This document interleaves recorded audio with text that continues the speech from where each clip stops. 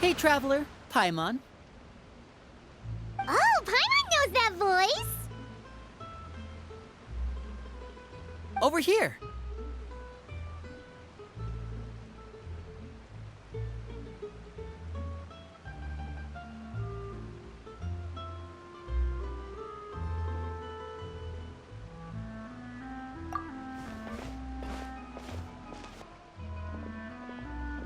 To borrow one of the more popular turns of phrase at the moment, this appears to be quite the fated reunion.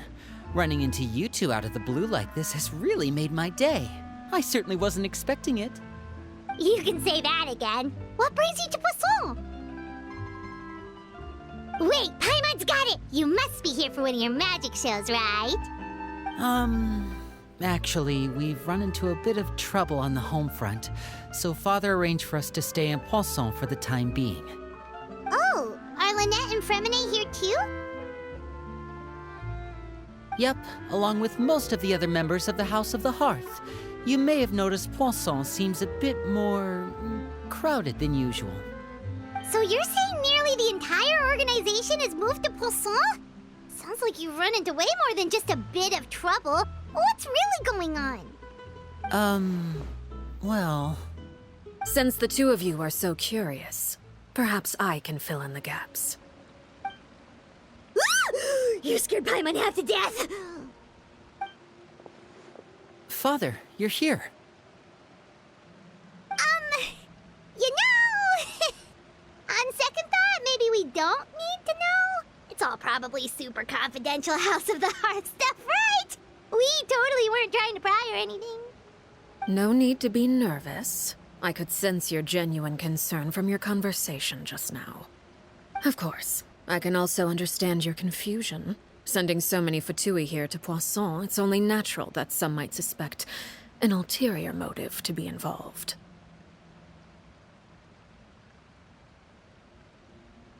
I understand. I'm well aware you've had your fair share of confrontations with the Fatui in the past, and I can't exactly guarantee that we'll remain on good terms in the future. As for right now, however, I would say we have little reason to be at odds, wouldn't you agree? The House of the Hearth could stand to be more open with those who have worked so closely with us in the past. As for the issue at hand, well, it hardly relates to any ulterior motive.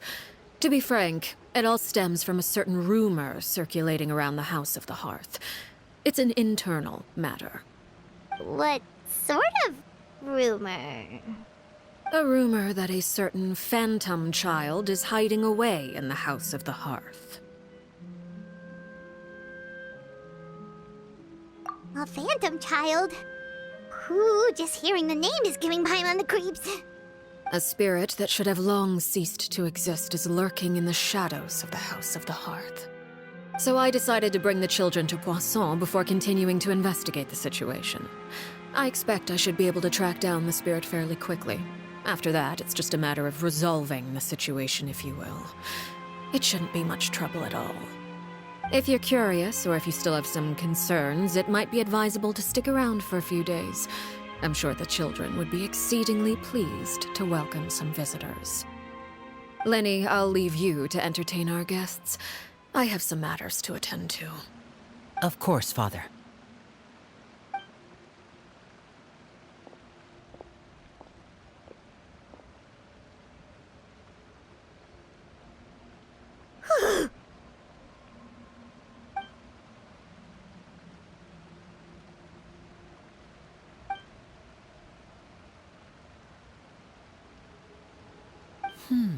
It has long been a dream of mine to invite you to our home and introduce you to my other siblings. You're quite well known in the organization already. A lot of people have been talking about you, especially after everything with the prophecy. If you're willing, why don't you stay a while and have a little chat with us? Alright. We don't have anything else to do right now anyway. But let's be clear, we're just gonna be there as guests, okay? Don't get any funny... Oh, wait a second. For your guests, that probably means we'll be treated to lots of yummy food, right? Of course. During our stay in Poisson, we've been helping out the locals with some fishing. We bring in quite the bounty every day. In fact, today's the perfect chance for me to show you what I can do in the kitchen. Let's go. I'll take you to where we're staying.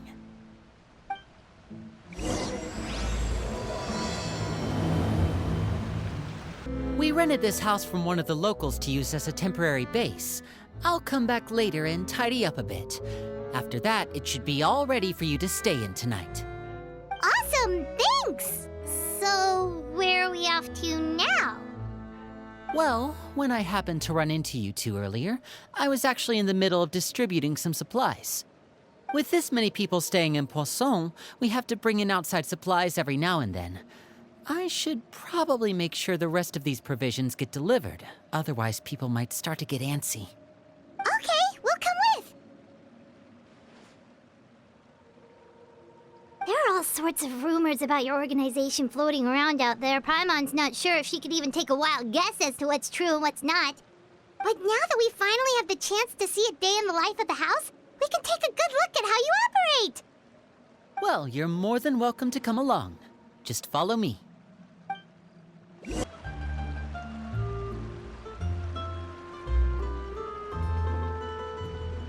Linny, you're finally here. The supplies. I'm assuming you've... Brought them with me? Yep, here you go. Hello? Something caught your eye? It's the Traveler and Paimon! No way! Come here, everyone! Hurry! The Traveler and Paimon are here!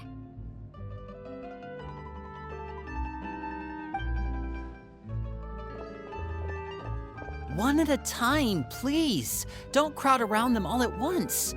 We don't want to scare off our guests now, do we? Oh, it's all right! Gotta say, Paimon didn't realize we were this famous. Of course! Father and Linny have told us so much about you. Father told us about how you helped Linny. According to her, you're a trustworthy friend. And as far as she's concerned, that's pretty much the highest compliment we've ever heard her give. As you can imagine, everyone's been very curious about you. I heard the Traveler is so strong that he can move a mountain with his bare hands. I heard Paimon eats so much that she can clean out the entire pantry at Hotel de Boer in just 3 days! Wait a second! That's the rumor you heard about Paimon? Oh, not cool at all!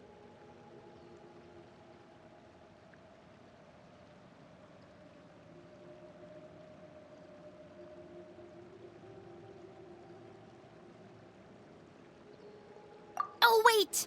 When guests visit, you're supposed to give them gifts and stuff, right? Oh, we don't need something like that. Besides, we don't have anything to give to you! Come on, we insist! I can give you some of my new potions. Just pick your poison. And by that, I mean medicine or actual poison. I've got both. Huh? Or maybe Shaplo can teach you guys about stealth! He's super good at it! He's never been caught. Ah, now that's not a bad idea. I know you usually prefer to fight head-on, but it never hurts to expand your bag of tricks, right? When it comes to eliminating your enemies, staying quiet can go a long way. Trust me, I would know. I was poisoned not too long ago, and I'm still dealing with the after effects. So I'm not quite as good as I was before, but I could still give you some pointers. Wait, when you said gifts, I didn't think you meant poison and stealth tactics. But those are the best things we can give you. You don't like them? Ooh, how about this? Tell me the name of someone who really annoys you, and we'll teach him a lesson for you. All right, Fold, Selwar. I think that's enough suggestions for now.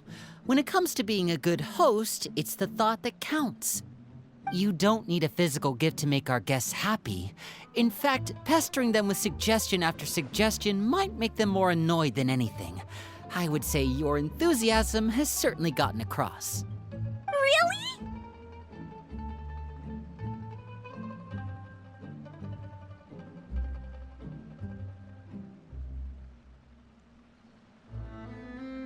Awesome! It's been so long since we've had guests to play with. If there's anything you need, just let us know. Yeah, especially if it's poison or something. I've got all sorts of potions for that. Well, we'll talk to you all later. We've still got supplies to distribute. All right, see you later.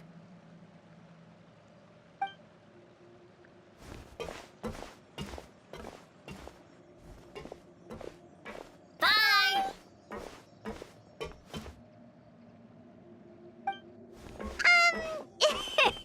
Lenny, about all that poison and stuff tactics talk just now. Scared you, did it? That kind of talk comes with being part of the House of the Hearth. When Foltz was really young, he strangled all of his family pets, just out of curiosity. He was labeled a dangerous problem child and was abandoned by his family. Elwar has an unnatural obsession with potions. Father has forbidden her from trying all the different concoctions she comes up with, but she still tries to test them in secret. You really have to keep an eye on that one. Chaplot is around my age. While I'm mainly responsible for collecting intelligence, he handles surveillance. He's very passionate about his work and has no reservations about taking on some very difficult missions. I know you two probably aren't used to that kind of talk, but I can promise you they only had the best of intentions. Things like stealth tactics and developing different poisons, they really mean a lot to them. They were just trying to share the best of what they could offer, that's all. Filiol, supplies are here. Thanks. And who are these two? Outsiders? Allow me to introduce you. This is the Traveler and Paimon. Oh, you're the famous duo I've been hearing so much about. It's nice to meet you. I heard you've traveled to all sorts of places. Is that true? Of course! We're making our way all across to that! Oh, good for you. You must be pretty familiar with Fontaine by now, then. Have you seen the new opera that started running recently? I think it's called... The 4,000 Thieves? Oh, this is the first we've heard of it.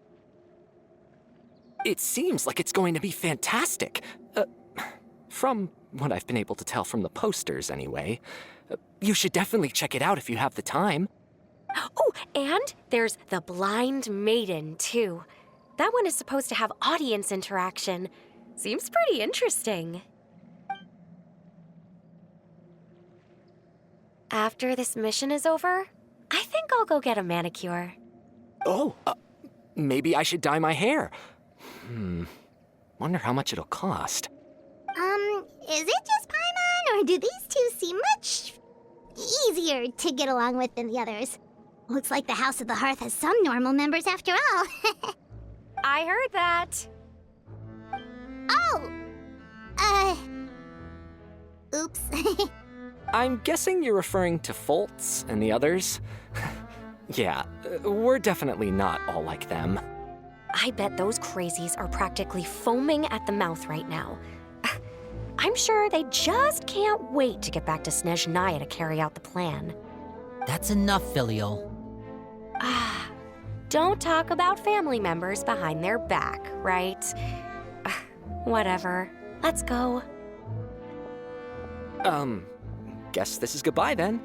If you ever have some time, we should go see the opera together.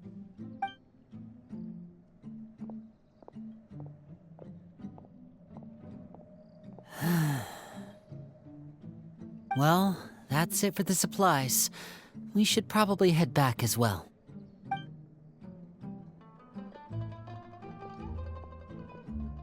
Well, they didn't seem too happy with each other. Seems like there could be something more going on here.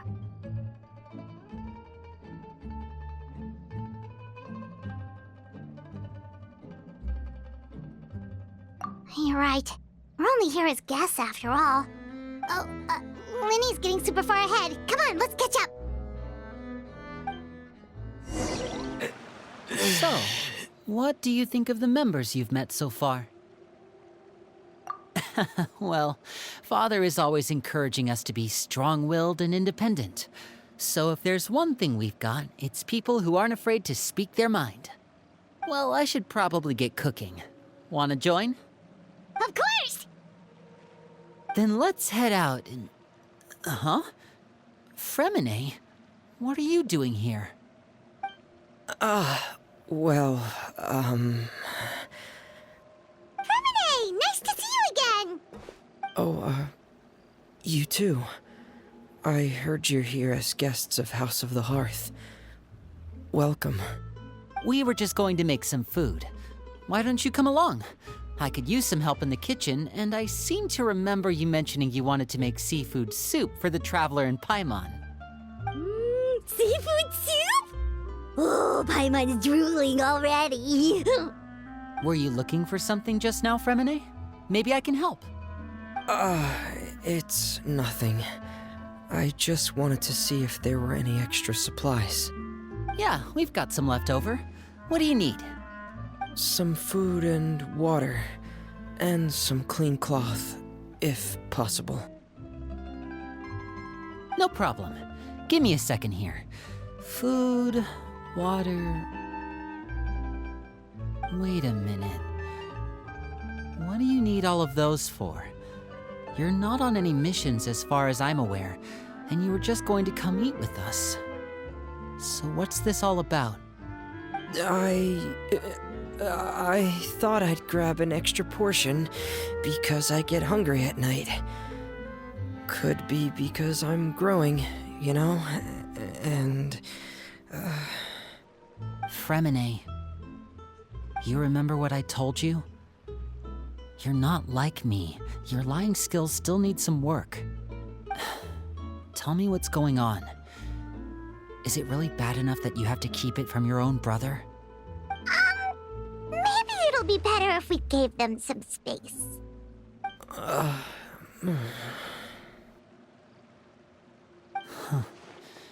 This is the first time I've seen that kind of look on your face. Whatever happened, does it have something to do with Father? yes. Just follow me. You're back! Oh, and you've brought some friends with you this time. Hello, my name's Linny. I grew up in the House of the Hearth. And you are? Hi, Linny. I'm also a child of the House of the Hearth, just like you. You can call me Clairvy. Clairvy? It's nice to meet you. Does that name ring any bells, Linny? No, not at all. That's not a name we have on our roster, I'm sure of it. What I'm not sure of, though, is how she managed to sneak in. She must be the phantom child Father's been searching for. From the looks of it, I'm guessing you were the one that found her, Fremine. You, haven't told Father, have you? No, I haven't told anyone. I've just been keeping her hidden. For how long? About half a month now. So ever since we got to Poisson, then. Do you have any idea what you're doing? I know what I'm doing. Really? 'Cause from where I'm standing, it looks like you're hiding the very person Father has been trying to find. If Father finds out about this, everyone involved is going to be punished. You know the rules of the house, Fremine. I know you do. Father doesn't tolerate any form of betrayal. So why are you doing this? I've thought it through. And I just can't hand her over like that. Linny, don't you remember last year? Chapleau nearly died after getting poisoned during that one mission. He wasn't able to get back before the poison started taking effect, and not a single person was there to help him. That night, while I was sleeping, I heard a voice telling me to go save him. I opened my eyes, but I couldn't find the source of the voice. I thought maybe I was just hearing things, but I went to look for him anyway. Luckily, I got there with enough time to save his life. That feeling of being haunted, of hearing voices, it's happened many times in the House of the Hearth. I'm sure you've noticed. So what you're saying is, that was her? She was the one who spoke to you that night? Unless there are other spirits roaming around the House of the Hearth, I don't think there's any other possibility. If Clairvy were our enemy, it wouldn't matter whether she was a spirit or an actual child. I would have acted without a second thought, because that's what Father ordered us to do. But she's been living with us, helping us from the shadows all this time. I think that makes her family. I couldn't just hand her over to be dealt with. Not when there's so much we still don't know. So what's your plan then? You can't keep her here forever. Someone is bound to find out eventually. I haven't thought that far yet. I don't want to disobey an order from Father, but I also don't want to put Clairvy in danger. Come with me. There are a couple things I'd like to say to you in private.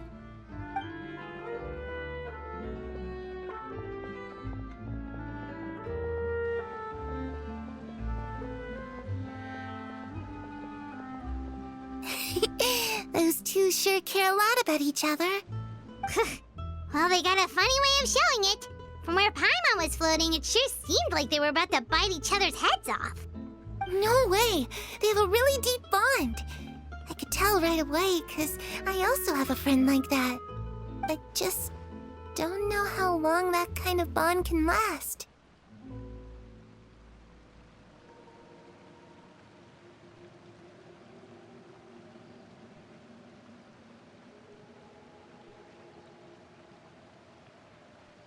The darkness in the house runs deeper than you can imagine. No one can get out alive. I'm sorry, Linny. I really didn't mean to drag anyone else into this. Oh, really? You didn't mean to? 'Cause I, for one, wish you did. Huh?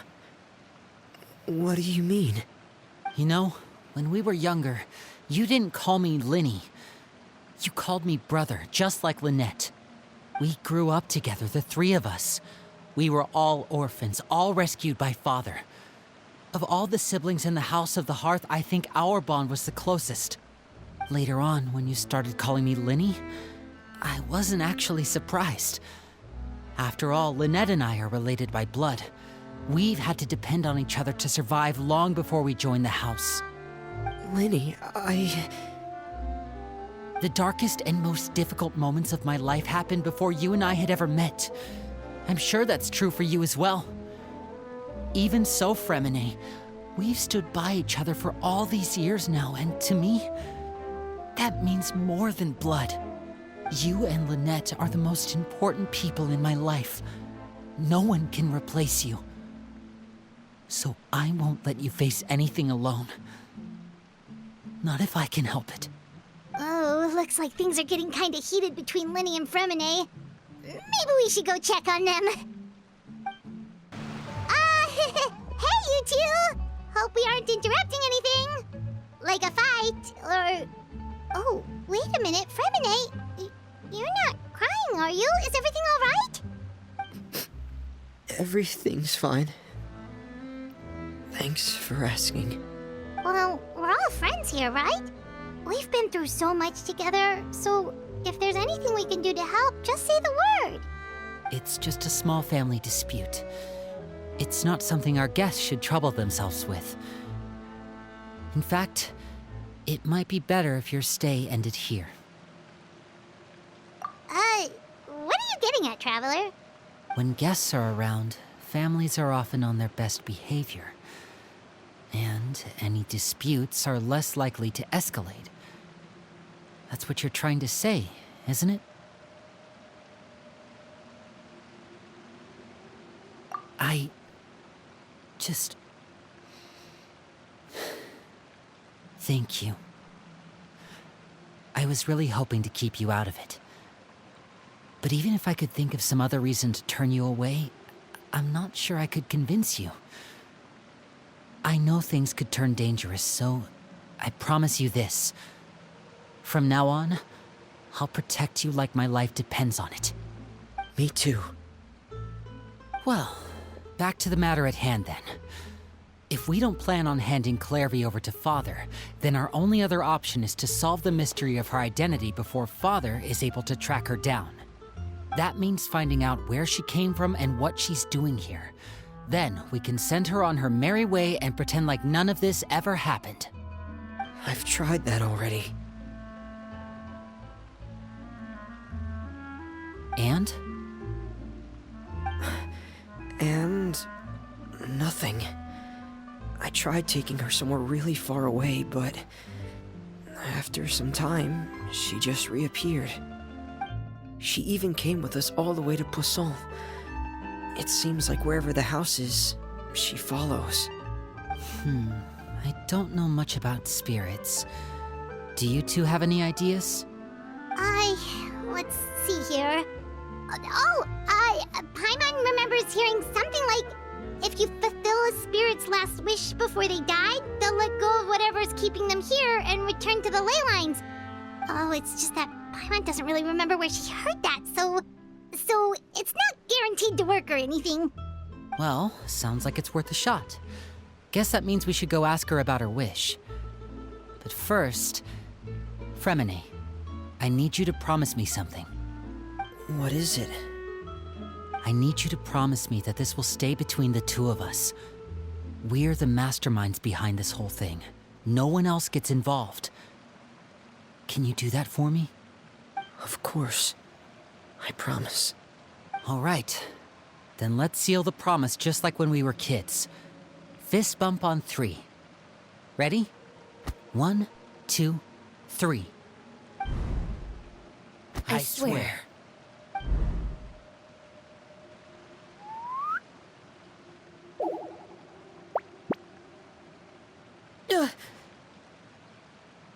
Whoa! Lynette! But what a surprise! What brings you here, dear sister? And, when exactly did you get here?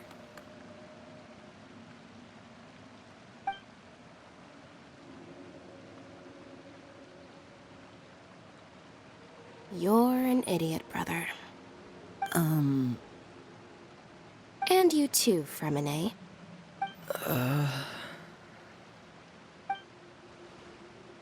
You 3, Traveler. And you 4, Paimon. Wait, what did we do? I've seen Clairvy around the House of the Hearth before.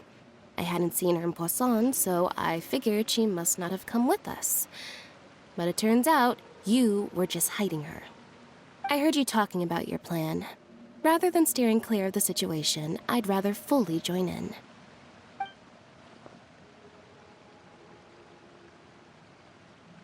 If you don't agree, I'll have no choice but to report everything back to Father. Simple as that. You're not giving us much wiggle room here, Lynette. Well, I guess we're all in this together then. After we talk to Clairvy, we'll figure out our next move. There's no time to lose. Let's go.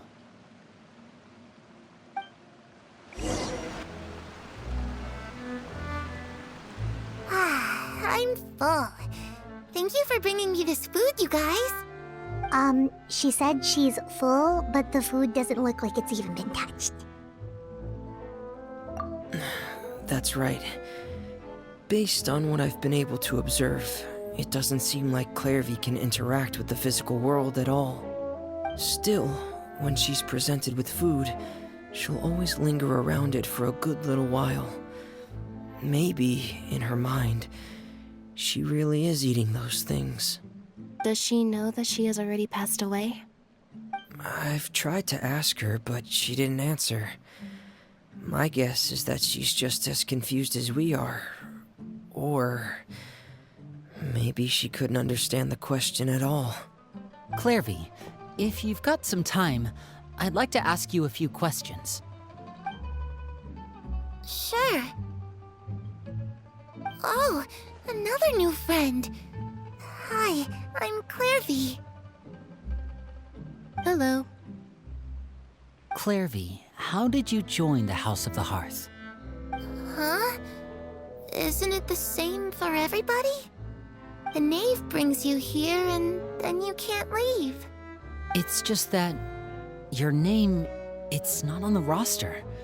And I've never seen you before. The roster? Oh, I get it now. I think there might be some things you don't know about this place. The people in charge, they're not as nice as they look. They say they keep a roster, but it's not complete. There are a lot of people who aren't on it, and never will be. In this house, some people are family, and other people are just test subjects. Those kinds of people aren't ever going to get a place on the roster, unless it's the roster of people who've been executed. Wait, does that mean the knave... She... Is there anyone that can vouch for you? Perry, she's my best friend. She's the only one I trust in this place. Have either of you heard of that name before? No. Me neither. Clairvy, Perry. Neither of those names are on the roster. But it seems like she's telling the truth. Either that, or this kid's already got a bag of tricks bigger than mine. Maybe we should try a different approach. Clairvy, do you have a wish? A wish? It can be anything you want. Just imagine. It's your birthday, you're blowing out the candles, and your wish is...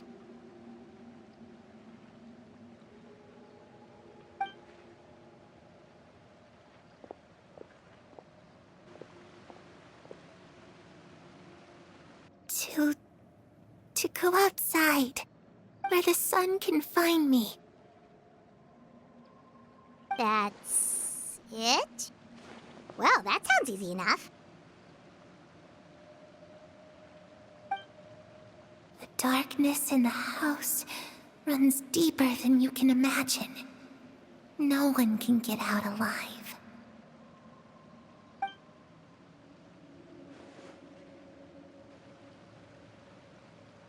Okay, time to divide and conquer. Listen up, I've got a plan. I'll try and find a way to use basic illusory magic to take Clairvy outside and bring her somewhere with sunlight.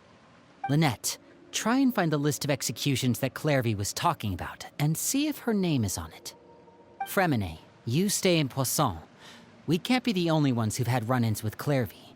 I need you to collect intel on everything she's said and done. Understood. I'll try my best. What about us? What should we do? I really appreciate your willingness to help, but this is a family matter. I don't want to drag you in too deep. It's too risky. Let me think. Since Father considers you to be guests, maybe you could stick by her side for a little while. You don't need to do anything except keep up some nice, casual conversation. Ah, Paimon gets it. You want us to distract her.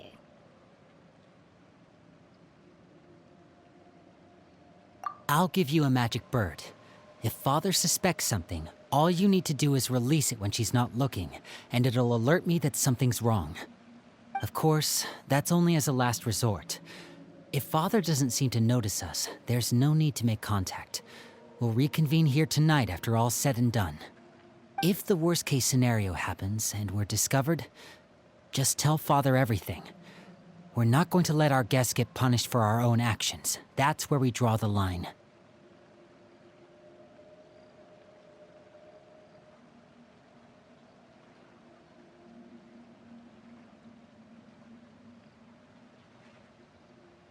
You too.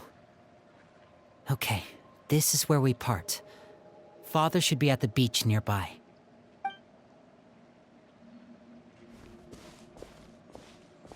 I really hope this goes well.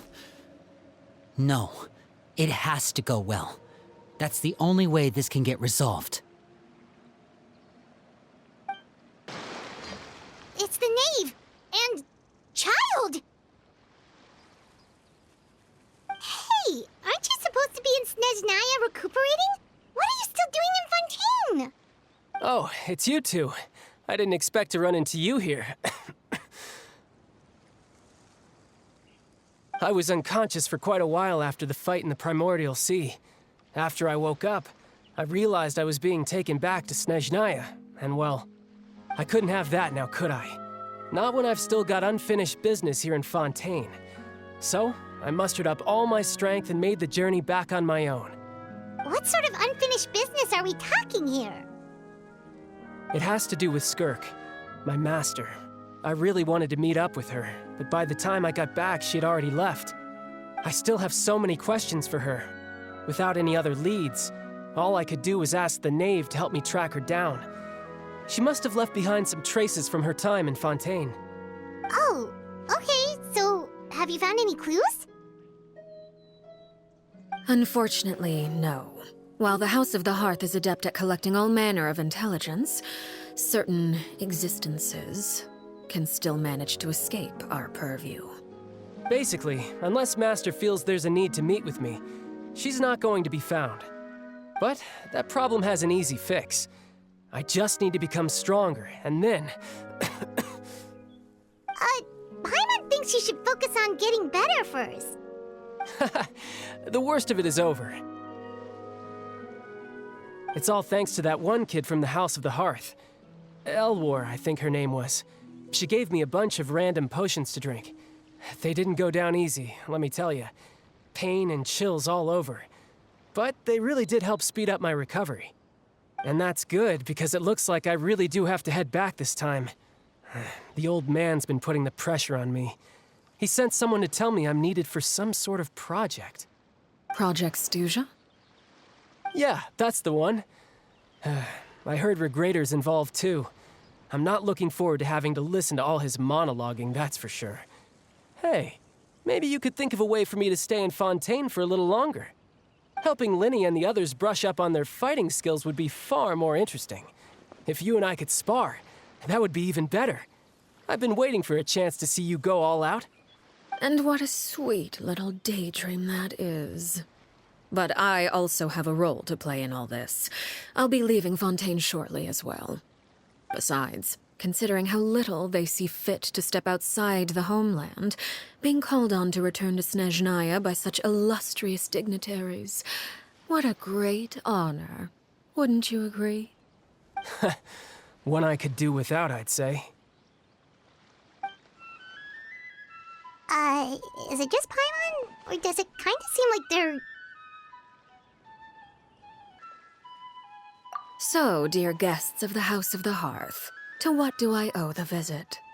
Well, we just...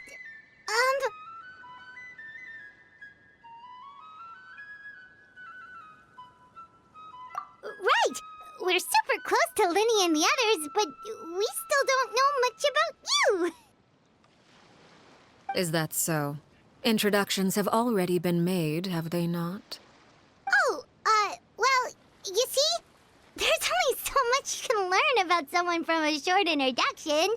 At least tell us something a little extra, like... Why do you call yourself father? Huh, good question. I'd also like to know. The fact that you have to ask tells me our intelligence work has been quite successful. Telling you the answer to that question would only serve to undermine that success. And we can't have that, now can we? Spoken like a true diplomat. That was some expert sidestepping right there. Well, if there's nothing else, I think I'll take my leave. I still have a small matter to resolve at home. Wait, don't go!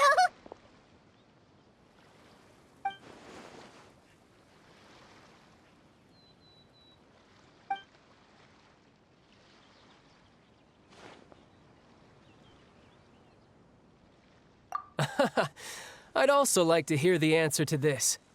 I've met some of the members of your organization, and they all seemed like really good kids. They actually reminded me of Tonya and Tusser.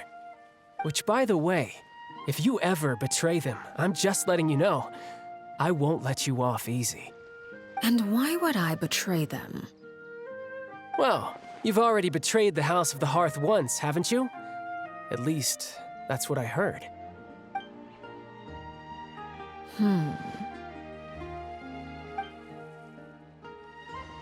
Okay, I admit. That's just what the old man told me. The rooster, I mean.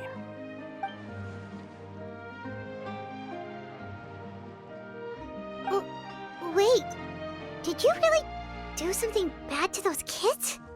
Never mind what I've done. I'm more curious as to what the mighty rooster had to say. Care to enlighten me? Ah, well, nothing much. Just some stuff about you taking out many other members of the House of the Hearth, and even going so far to attack your own family. I see. Huh. Based on your reaction, I'm guessing it's all a bunch of lies. Hardly. I don't appreciate his particular turns of phrase, but I suppose he didn't say anything untrue. Although, it would be more accurate to say that there is a certain level of prejudice involved, but I don't intend to clear that up just yet. Prejudice has a funny way of concealing the real truth behind certain things, an attribute that I find to be quite advantageous. Call yourself a Fontanian, for example, and people will assume all sorts of things, when the real truth is that this is simply the land where I was raised. Huh? You're not actually from Fontaine? But then why did you try to help out with the prophecy and everything? I was trying to protect the children born in Fontaine. Claiming that I myself was a Fontanian simply made it easier to operate. People would hardly suspect a fellow Fontanian of having any ulterior motives. Who wouldn't want to save their homeland, after all? The primordial sea wouldn't have any effect on me, but it would have caused great harm to the House of the Hearth. Well, you wanted extra information, didn't you? There you go. I hope that satisfied your curiosity.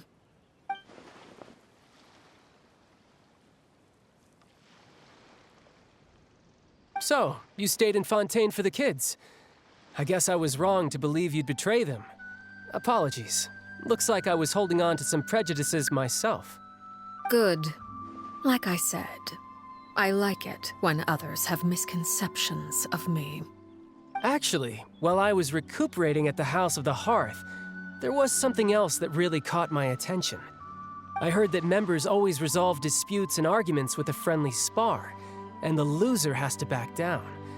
Seems pretty cool if you ask me. Would also give them plenty of opportunities to hone their skills. Well, that's only a recent development. In the past, such spars weren't nearly so friendly. The losing party would lose everything, including their life. They were that high stakes? Whew, at least that's not a thing anymore. Well, the current atmosphere's not half bad. I'm a bit jealous, actually. You've got so many family members around you, and you even get to live with them. Having a lot of family around means dealing with a considerable amount of bickering and scheming. Once Tonya and Tusser enter their rebellious phase, I'm sure you'll understand. Just imagine. Tusser becomes obsessed with plucking out strands from the rooster's mustache, or Tonya decides to dye her hair 42 different colors. Okay. I get the picture.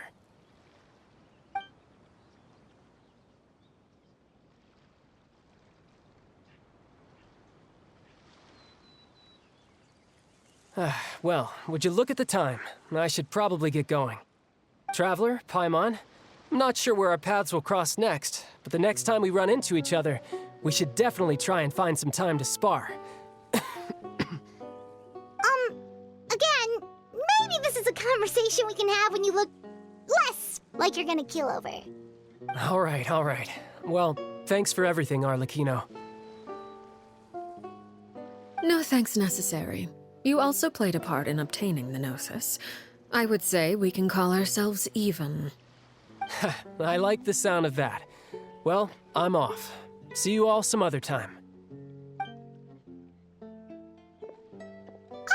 We should probably get going too. Do you want to head back with us? Oh? You want me to leave so soon? Oh, well, you see, I'm rather enjoying the evening breeze. If you don't mind, I think I'll stick around for a bit. I have some things to think about. Apologies for not attending to you like a proper host. Please forgive this slight. I do hope you'll have a pleasant stay. Lenny, how did everything go? Well, Long story short, we ran into a small issue. Clairvy can't go into the sunlight. Everything was fine at first. She followed me up to the surface just like I told her.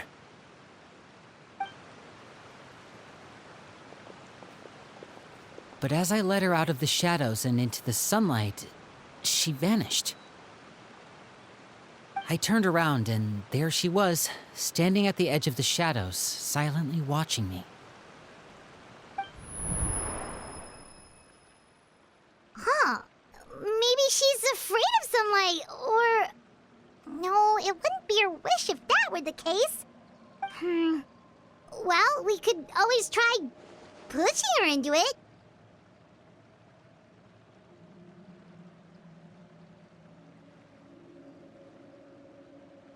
Oh, true.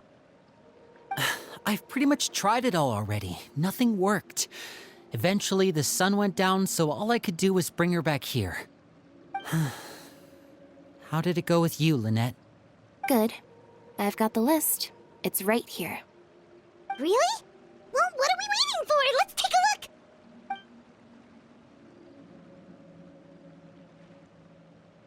Oh, that's a lot of pages.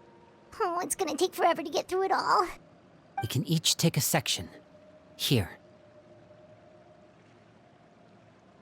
La Pouillade, L'Endroit, Chambel, Horaire.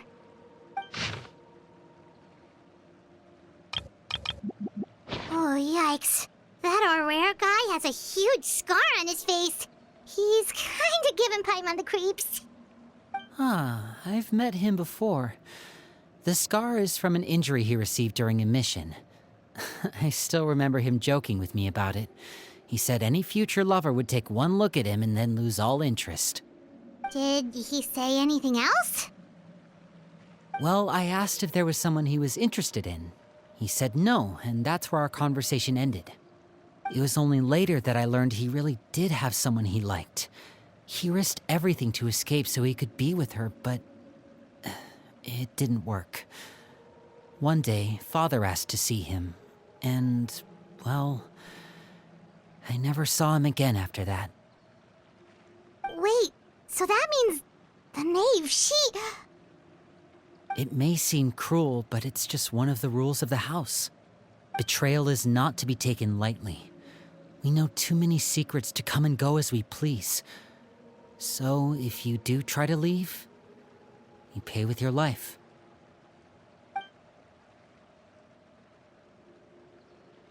Her name's not here, huh? Well, that's not too surprising.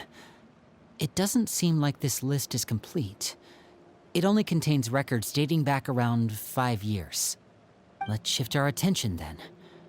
Fremine, were you able to find anything out? Fremine. Sorry. I was thinking about something. I managed to talk to quite a few people, but I couldn't help but notice that the atmosphere in the house was a little... strange. Strange. Yeah, I mean, I know there have been arguments in the past, times when people haven't gotten along. Chaplot and Filiol are a good example of that. Oh, those are two of the people that we met while delivering supplies. Paimon can see how they might not get along. They had very different vibes, and their, interests seem to be pretty different as well. That's to be expected, actually. Father brought us all here, shared her knowledge with us, taught us how to fight. That's one thing we all share. But that's also where the similarities end. Not all of us feel the same desire to stay here. As members of the House of the Hearth, we're also considered part of the Fatui. And to a lot of people, that's an identity they never asked for. Certain members get older and realize they want something else for themselves. But considering the rules of the house, most people would never say that out loud. People like Chaplot and Foltz are loyal to Father and her vision. They're proud to be part of the Fatui. Filial and Nantoy, on the other hand, well, they aren't quite as enthusiastic. These kinds of conflicts have always been there. It's not like Father is in the dark about any of this. Well, that's true. But it just feels like things have gotten worse lately. Filial and the others, it seemed like they were meeting in secret to talk about something. I can't say for sure, but I think they've met Clairvy. You think she's been inciting them to act out? No, not exactly. But I wouldn't be surprised if she said something to them about the darkness in the house and how deep it runs. She's told me about it before. Experiments being run on children. People being used as pawns on the battlefield without so much as the strength to survive. And they just believed all that? Without any evidence? Clairvy's words probably gave them the excuse they were looking for. Whether they actually believe them to be true is secondary. This is all because of Project Stuja, isn't it? Whoa. Hold on a second. What's this Project Stuja all about, huh? This is the second time it's come up now. Sorry, but I'm not sure of the details either. I only know what Father has told us, which is that it's something the Rooster and Regrator have been working on together. Apparently, it has to do with the Vatui's strategic plan for the future. Because the House of the Hearth was so successful in obtaining the Gnosis, we now have the honor of playing a key role in Project Stuja. Wait, but isn't that a good thing? Key role is just another way of saying dangerous role. To us, the whole thing is an inconvenience. Father thinks so too, but she's in no position to refuse. Their plan isn't exactly unreasonable, and they've been funneling the house a lot of funding. It's just that we'll lose a lot of members in the process. Participating in the plan, it's an honor in name only. What they're really trying to do is subdue us. The existence of an intelligence organization outside their control makes them feel uneasy.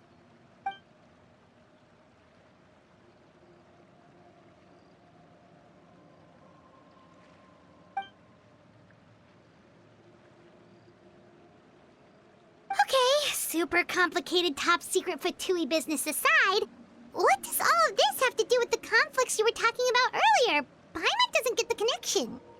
External pressure has a way of exacerbating internal strife. You can't overlook the power of fear either. People are afraid of dying, and that fear is often the impetus for a lot of stupid decisions. I thought resolving the Clairvy situation would make everything go back to normal, but it looks like things are more complicated than I thought. If we leave Filial and the others to their own devices, sooner or later, Father will be forced to take action. We can only focus on one situation at a time, brother. You're right. Even if we confront Filial and the others, it won't do any good. It might even make matters worse. We should focus on Clairvy for now. Well, it's getting late. We should head back and get some rest. We'll try again first thing tomorrow. Lynette, you stick with me this time. Fremine, keep a close eye on Filial and the others. Make sure they don't do anything they'll regret. Good work today, everyone. Have a good night, and I'll see you tomorrow. Oh, I'm always looking forward to an early night, but she can't sleep at all. Hey, you don't think the knave will be too angry with Linny and everyone if she finds out about all this, do you? She's even scary when she smiles. If she were to actually get angry... Ooh, you have to protect Paimon if that happens, okay, Traveler? Oh, well, in that case, we should just plan on running away. We'll grab Linny and the others and we can make a break for it as fast as we can. Look! Look over there! Quick, let's catch up with her before anyone sees.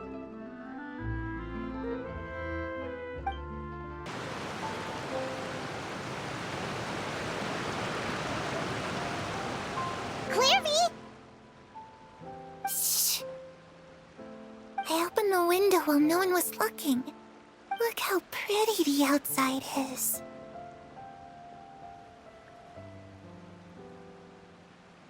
If only I could have more than this.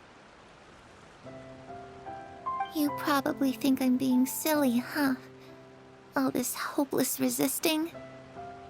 It's better to dream of what I could have than try to make it a reality, right? Please, help us get on the same page here, Clary. We need you to tell us what you know. Can you do that? Sure. Although, after you hear all this, I think you might regret that decision. Everyone in this family is nothing more than a tool, something to be used and exploited. We're all expendable, including me. As long as you're useful, you get to stick around. Lose your value, and you're handed over to the doctor, experimented on, and given a fate worse than death. I've seen it happen again and again, and I've had enough. You're saying the knave did all that? It's just, that doesn't seem like something she would do. She's scary and all, but it seems like even she has lines she wouldn't cross. I knew you wouldn't believe me. Everyone thinks she's a good person. They all think of her like a real mother. Mother? But she doesn't deserve that title. She's disgraced it and tarnished it. And if I had things my way, I'd never see her again. If only Perry were here, she'd understand. Perry. There's that name again. Also, Paimon's getting a strange feeling. It almost feels like she's not really here with us. Paimon can't tell if she's actually talking to us or if she's mistaken us for someone else.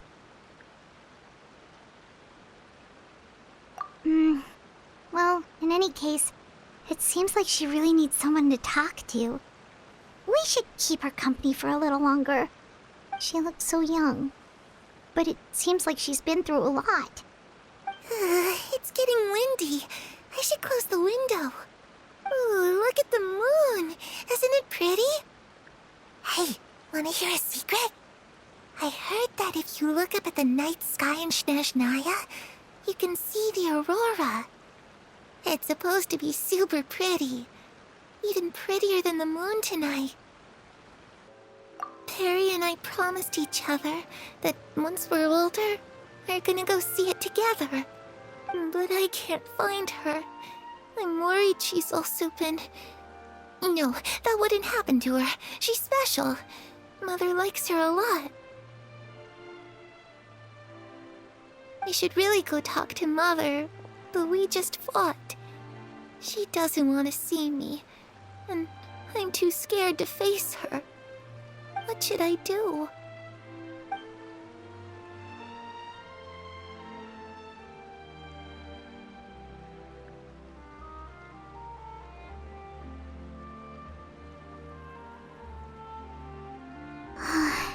Paimon really doesn't understand what's going on with her. Well, let's head back. We've got an early morning tomorrow. All right, looks like we're all here. Let's go ahead with the plan.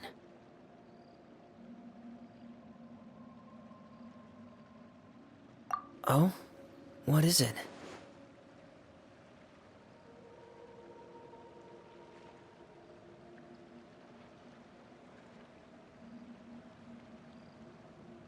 What makes you ask that? Well, we kinda ran into Clairview last night, and that's what she told us. We met the doctor back in Sumeru. He's super dangerous, and he's done all sorts of bad things. It's possible that Father and the Doctor have had certain dealings, but I don't think Father would work with him. We're not really on the same side, so there's not a lot of trust between them. That doesn't exactly set the stage for a successful partnership. I did hear, though, that when Father first became a Harbinger, the Doctor offered to work with the House of the Hearth. Father rejected most of his proposals, except for one. It had to do with some sort of secret experiment. Secret experiment? Could that be what Clairvy was talking about? I don't think so. I don't know any details about the experiment itself, but I do know it's an entirely independent operation. The doctor only proposed a direction for the research. That was the extent of his involvement. I still don't think that counts as working together. The details of the experiment are confidential, but complete records are kept on all participants. That doesn't seem to be the case with the situation Clairvy referred to. I know you don't agree with some of the Fatui's methods, and I'm not asking you to. But I am asking you to trust us on this. The House of the Hearth has its own principles. There are certain lines we're not willing to cross. Alright, that's good to hear at least. Clairvy seems to think the knave and the doctor worked together to do something horrible. If that turned out to be true, Paimon doesn't know how he would even face you guys. It's just that it doesn't seem like Clairvy is lying either. The easiest thing to do would be just ask the knave directly, but Paimon doesn't think she'd tell us.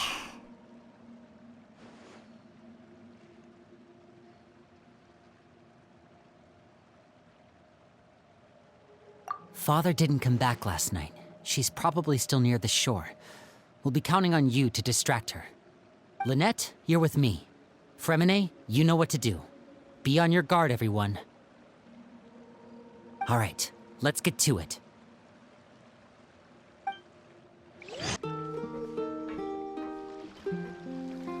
Ah, it's you two again. I must say, you look a bit pale. Did you have trouble sleeping last night? A little. Perhaps if you had less on your mind, you'd be able to absolve yourself of such troubles. So what are you planning to do now? Catch up on some sleep? Or should I give you some time to rack your brain for a topic to discuss before I ask any questions? Although I must profess to being curious. Without child here, how do you plan on distracting me? Us? Distract you? A good one. But no, we were just here for a chat. Looks like you could have used some extra time to think. No matter. If you don't have any other plans, why don't you accompany me somewhere? Don't worry. I'll be sure to steer clear of any scheming children. The ocean breeze is sure nice today.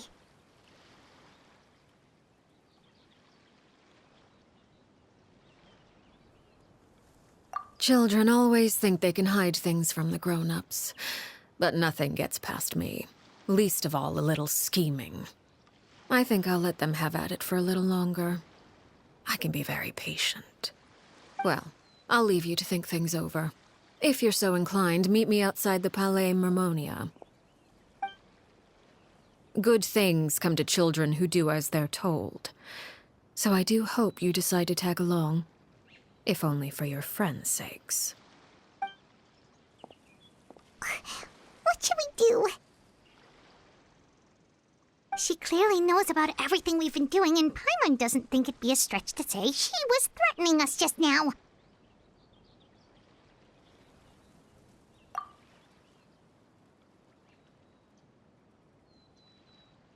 Oh, good idea. Hopefully he sees it in time. Well, we should probably head to the Palais Mermonia. Paimon doesn't want to find out what happens if we don't show up. Based on what the knave was saying just now, it sure didn't seem like it'd be anything good. Okay, then we probably shouldn't keep her waiting. It seems like Lynn and the others are on thin ice, so let's do our best to not get them in any more trouble. Seeing as we still have some time before my meeting, we might as well enjoy some pleasant conversation while we wait. I'm glad to see you get along with my children. Being surrounded by good companions is necessary for a child's development.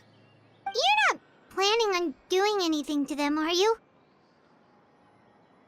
I assume you're referring to Linny, Lynette, and Fremine.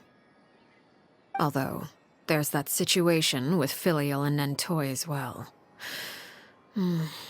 It appears quite a few people have been acting out lately. No matter. I'm not one to discriminate. All those who betray the house meet the same fate. There are no exceptions.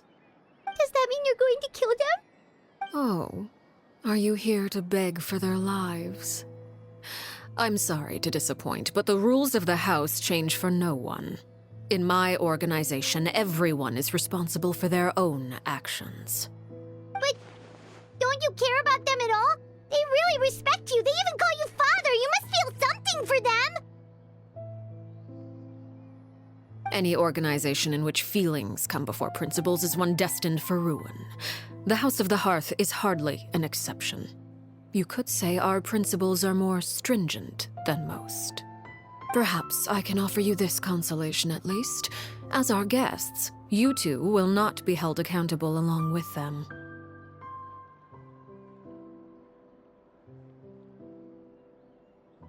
I would imagine Linny, Lynette, and Fremine will be able to keep their lives. As for Filion and Toy and the others, I'm afraid there's little I can do. They can try to escape, but once you know our secrets, there's no getting out alive. But that's awful. Ah, you seem concerned. Out of consideration for my guests, I suppose I could turn a blind eye for a little longer. If Linny and the others manage to dispose of Clairvy in the meantime, all evidence of their wrongdoing will be lost. In that case, I could hardly punish them for something I couldn't prove. If their efforts are unsuccessful, on the other hand, all will be held accountable, and the punishment will be severe.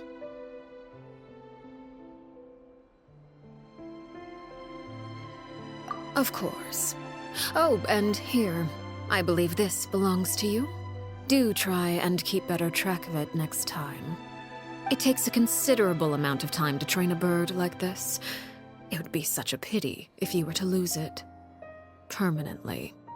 Wait, where did you get that? Well, I'm afraid that's all the time we have to chat. Now, for the matter at hand. I asked you to meet me here because I have business at the Palais Mermonia. It has nothing to do with you, but I think it would be prudent for you to stick by my side for the time being.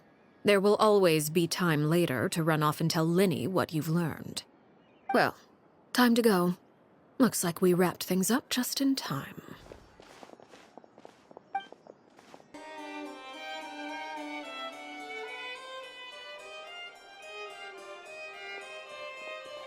It's been a while, Monsieur Neuvillette. I must say, I wasn't expecting my meeting request to be approved quite so quickly. The Palais Mermonia operates with an efficiency worthy of admiration. It is only right that an esteemed diplomat such as yourself should be afforded the proper level of respect. Although, if I may speak plainly, I must confess that I did not anticipate we would have the occasion to meet again after presenting you with the Gnosis. I see you've brought the Traveler and Paimon with you as well. If I may inquire as to the purpose of your visit. I'll be departing Fontaine shortly. There is, however, an outstanding matter that I would like to see resolved before I go. It requires a rather lengthy explanation, I'm afraid. So I took the liberty of explaining everything in this proposal. Please review it at your leisure, Monsieur Neuvillette.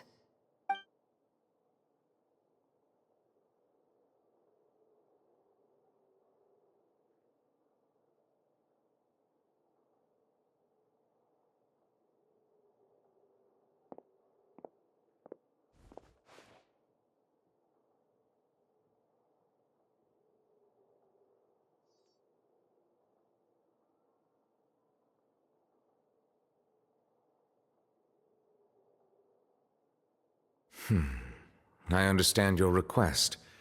However, at the risk of causing offense, I must admit that I fail to see why you would wish for such a thing. I heard you have a certain fondness for water tasting, Monsieur Neuvillette, so allow me to use water as an analogy. A family is like a large body of water with countless rivers flowing in and out.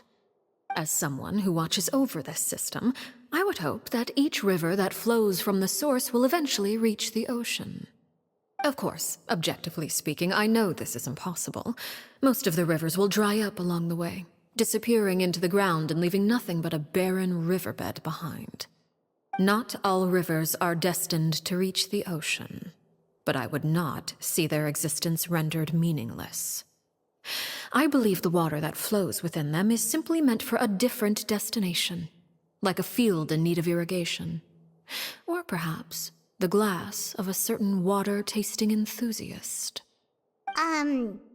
Did you get any of that, Traveler? Your words paint an optimistic picture indeed. Allow me to remind you, however, few among us are willing to sip from a glass filled with tainted water. It may have been tainted at one point in time, but not to worry. I'll make sure it's drained of all impurities and returned to its cleanest form.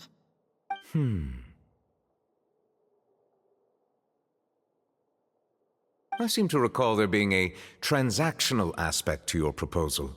Perhaps you could expound on that? If you accept my proposal, Monsieur Neuvillette, I will gradually withdraw my forces from Fontaine. And, unless absolutely necessary, I will no longer carry out any special missions within Fontaine. I presume I can take your words to mean that, in the future, cases similar to the Tartuffe assassination will cease to cross my desk? Tartuffe? Ah, that thief who embezzled funds from all those charities, you mean? My deepest condolences to his family, but without any evidence, I cannot imagine how the House of the Hearth might have been involved in his passing. Of course, if you accept my proposal, Monsieur Neuvillette, I'm sure certain measures could be taken to reduce the frequency of such troubles. You choose your words carefully indeed. In that case, I am inclined to accept your proposal. My thanks for your generosity, Monsieur Neuvillette. Well, with that settled, we should be going now. I took the liberty of bringing along 2 bottles of spring water from Snezhnaya for you to enjoy. I do hope I get the chance to hear your impressions. Perhaps at our next meeting? Yes? Indeed. I trust you would not overlook your commitment in the meantime. All right, Traveler Paimon. Time to go. So, what exactly were you talking about back there? Paimon only heard you mention some rivers, a large body of water, and then some kind of irrigation scheme. You really want to know? I would imagine there might be more pressing concerns at the moment.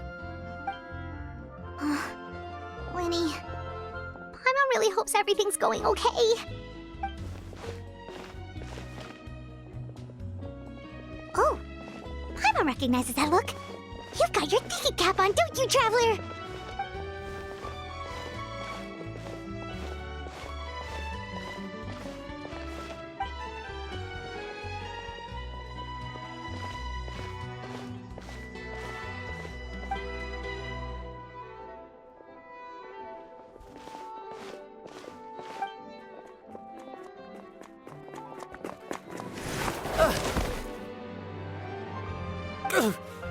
Oh, shoot.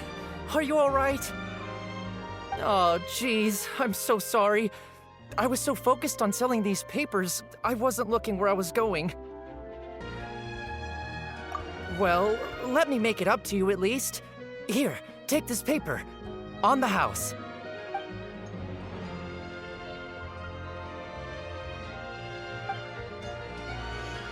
Oh, you don't have to give us anything. Please, I want to. It's not like I'm short on supply. All the extras will be useless come tomorrow anyway. It's my fault, really. I was just trying to bring home some extra mora for the family, but I bit off more than I can chew. I haven't had many takers today, so I'm still swimming in papers. What's going on here? Nothing much. I just ran into your friend here on accident. I should probably get going, actually, so... Hold on. Of course, I'm happy to compensate you with mora, it's just...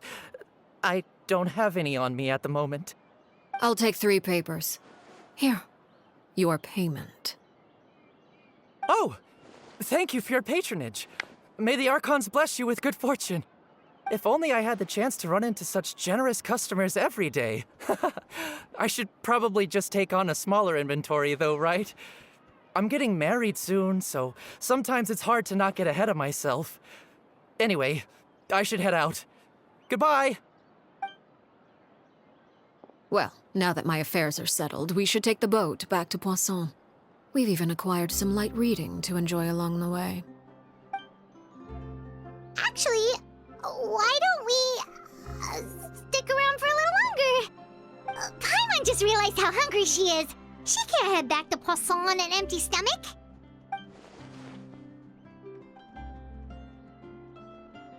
It appears you two are under the impression that delaying our return will somehow alter the situation in your favor. I'm sorry to ruin your fantasy, but your efforts are meaningless. That being said, I could be persuaded to give Linny some extra time. I just have one condition. If you agree to my request, I'll even answer some of your questions. You're quite curious about Clairvy, are you not? And my relationship to her. Wait, why are you being so generous all of a sudden? You're not gonna ask us to do something bad, are you? You overestimate yourself. You don't have the talent for bad things. Then what can you possibly... The most important consideration in a negotiation is that both sides receive something they want. Demands and threats only get you so far.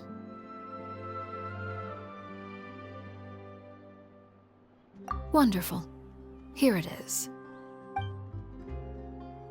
When the time comes, make the choice that you deem most appropriate in the situation, and lend your help to the House of the Hearth. Okay, sounds normal enough. But what do you mean, when the time comes? When is that supposed to be? That is for you to decide.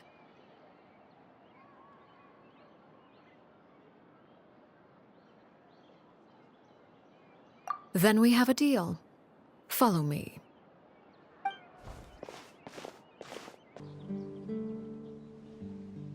What is this place? Somewhere long forgotten by everyone. It used to be a grand building. Now it's nothing more than a pile of rubble. No one comes here anymore, nor does anyone care about what once happened here. Although, this place does have something to do with the story I'm about to tell you. It was before I became a Harbinger, and before Linny and the others joined the House of the Hearth. Due to certain events, I first killed Clairvy and then her mother. And this is where it all happened. You were the one that killed Clairvy? Patience now. Allow me to explain Clairvy's side of the story first. I'll start from the beginning. Clairvy was 6 years old when she was brought by her mother, Crucibina, to live in the House of the Hearth. From the outside, it seemed like a fairy tale. A thriving family made up of kind adults and friendly children. Crucibina was the knave at that time, and the House of the Hearth was under her control. She was Clairvy's mother by blood, but she was also the mother to all the children in the house. Clairvy was happy here, for a time. But she quickly realized that being part of this family wasn't a fairy tale at all. It was a kind of purgatory. Purgatory? Exactly. The House of the Hearth takes in war orphans from all over Tevat. But as for how to raise them, that depends entirely on the person in charge. Crucibina came up with a novel idea. She would teach the children to fight, force them to duel each other, and then crown as the king of the house the child who proved themselves most worthy of inheriting her title. It's difficult to estimate the number of children who died or were maimed in the process. There's little I can say about the ones who died. The ones that emerged with permanent injuries, on the other hand, well, they still served a purpose. They would be handed over to the doctor to be experimented on, or sent away on dangerous missions. Nothing more than tools to be used and then discarded. So So those were the experiments Clairvy was talking about. But what actually happened to her? You said that Clairvy was Crucibina's daughter, so if Clairvy tried to convince her to stop what she was doing, Crucibina probably would have listened, right? Despite being Clairvy's mother, Crucibina cared little for her daughter. She forced Clairvy to join the House of the Hearth only as a means to demonstrate her own impartiality as a mother, to prove that she treated all her children equally. Clairvy did try to convince her mother to change her ways, but it was to no avail. After her efforts failed, the only other option was to rise up and try to fight back. Unfortunately, the other children had already been thoroughly indoctrinated into the illusion of happiness Crucibina had created. Of course, there was one exception.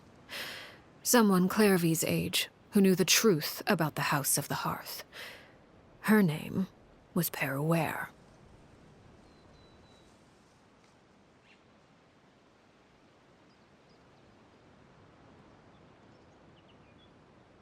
Wait, the friend that Clairvy mentioned? Friend, huh? I suppose we can call her that for now. Clairvy was a cheerful and passionate person with a tenacious spirit. Peruere, on the other hand, was rather cold-blooded. Her cold-blooded nature allowed her to see through Crucibina's facade. Yet, it was also this cold-bloodedness that prevented her from acting against it. At least at first. While Clairvy longed for freedom, Peruere was convinced that, amid all the fighting and violence, she would make it until the end. Despite their differences, the two became fast friends, united by their knowledge of the truth. Clairvy told Peruere that she hoped to create a real family, where no one would be killed or sacrificed. There may have been a certain naivete to her ideas, but Clairvy proved her determination many times over. She tried countless times to run away, ask for help, or expose the truth. But her efforts only earned her beating after beating. The only thing that kept her going was her strength of will. Even with her body racked with pain, she would still stand on her tiptoes and open the window at night. She and Peruere would look out at the moon together, a fierce longing for freedom shining in her eyes. But one day that light simply vanished. Oh no. What happened? Her hopelessness resulted from a culmination of things. 10 years had passed. 10 years worth of failure after failure. She and Peruere weren't children anymore, but finding any chance to escape still seemed as hopeless as ever. It was during this time that Peruere suggested a new plan. If escaping was out of the question, why not take down the very person sitting on top of this throne of lies? Mother herself. Clairvy rejected that proposal. She claimed that, as a famous harbinger, Crucibina possessed an unimaginable amount of power. Trying to kill her would have an incredibly low chance of success.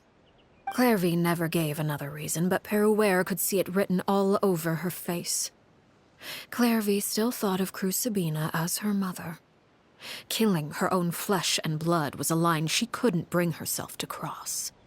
If she couldn't escape and fight back, then only one option remained.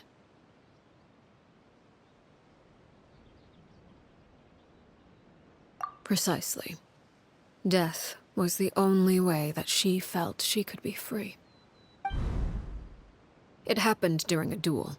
When she arrived at the dueling ring that day, her partner turned out to be none other than Peruere, the very person that had stood by her side all those years.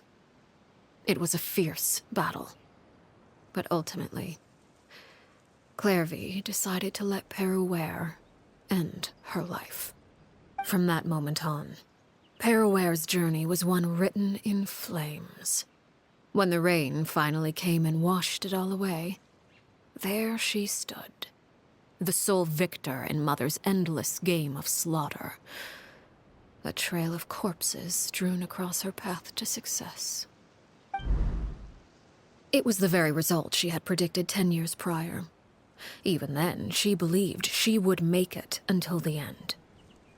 She wasn't surprised by the fact that she emerged as Mother's undisputed heir. Rather, her success left her with an inexplicable sense of restlessness. She was unsettled. And there was only one thing that could quell that sensation. Perhaps you two would like to take a guess as to what it was?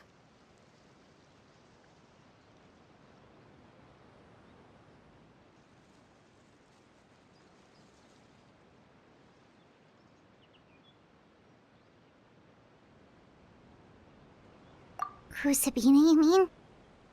But... Correct. This is the place where Peruere killed her best friend.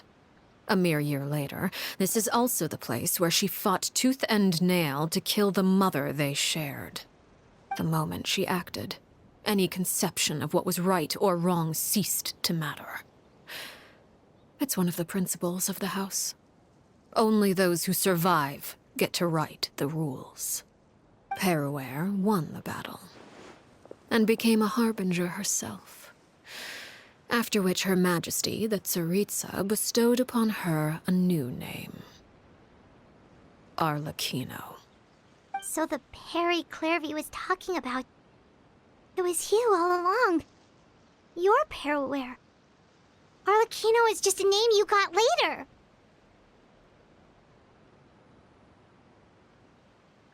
I left that name behind long ago. I must say, hearing it now does bring back memories. After I defeated Crucibina, the moniker of Mother died with her. I chose to forego the title she called herself, and even chose to give up my own name. I rebuilt the House of the Hearth under a new identity. Not only as Arlecchino, but as father. And that is where the story ends. Any more questions? Yeah. Based on what you just told us, Clairvy wasn't a little kid when she was killed. So the Clairvy we met... Was she really a spirit at all? I suppose you could call her an illusion born of flame. Her existence is like ashes to a fire. Something left over in the wake of blaze and ruin. You see, a certain power runs through my veins. It's not unlike a curse. My flames leave behind shadows of anything they consume. Of course, the chances of those shadows morphing into a sentient entity are exceedingly slim. Clairvy is a very special case. Clairvy died when she was 16 years old, but what emerged from the flames was her 6-year-old self. Her appearance wasn't the only thing affected. Most of her memories were lost to the blaze as well. Memory is a mysterious thing indeed. Losing a portion of your memories will alter your sense of self. Lose 10 years' worth, however, and it would be like living in the past. Like returning to a version of yourself that never grew up. No wonder Paimon got such a weird feeling when we were talking to her. Perhaps I should put it this way. Clairvy is someone trapped in time. It may seem like she exists with us in the present, but she truly lives in the confines of her own past. So if all of that is true, then you must have known about Clairvy for a long time. Indeed. She's a rather volatile and unstable entity. Sometimes she would look after the children. She's even saved some of their lives. But other times, she would hide from me and become obsessed with revealing the truth about the house to anyone who will listen. Shadows don't have the capacity to learn or grow. Any new information they encounter is quickly forgotten over time. Your attempts to expose Clairvy to sunlight. They failed, yes. The reason is actually quite simple. In Clairvy's mind, the house is impossible to escape, and it is this very perception that traps her there. But No matter. All I have to do is kill her again, and all will be resolved. I don't anticipate so much as a single speck of ash will be left behind this time. Wait! Paimon can understand why you might want her gone, but isn't there another way? So what if she's trapped in her 6-year-old self? She's still your friend! At least talk to her first! It's too late for that. She broke the rules, and now she must be punished. That goes for Filial and Nantoy as well. She's had quite the effect on them. I hope you understand. The difference between Crucibina and myself lies in our formulation of the rules, not our policy for enforcing them. Upholding the rules without question is a trait we both share, because that is how a household should be run. Is this really what you want to do? Whatever could you mean? Don't you want to say a proper goodbye at least?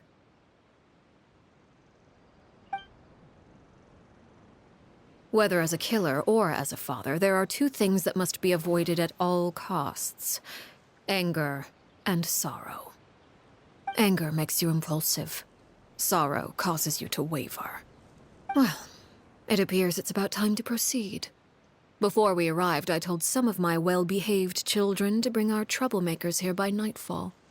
I do believe I've kept my end of the deal. I gave your friends quite a bit more time. As for what happens now, we'll just have to wait and see.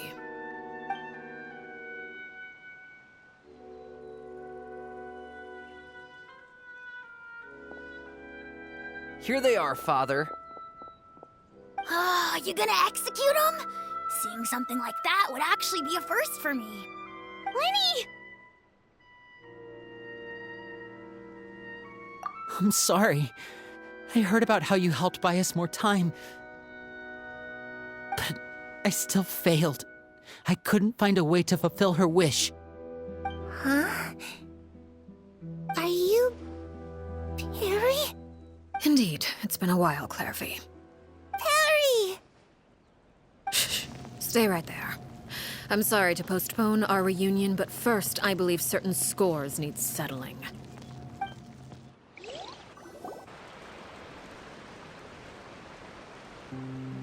Father, let me explain. Out of my way. Father! You chose to conceal a threat to the house. And for that, you must be punished.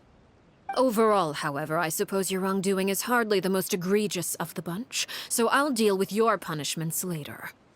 As for right now, the more pressing concerns are the traitors among us.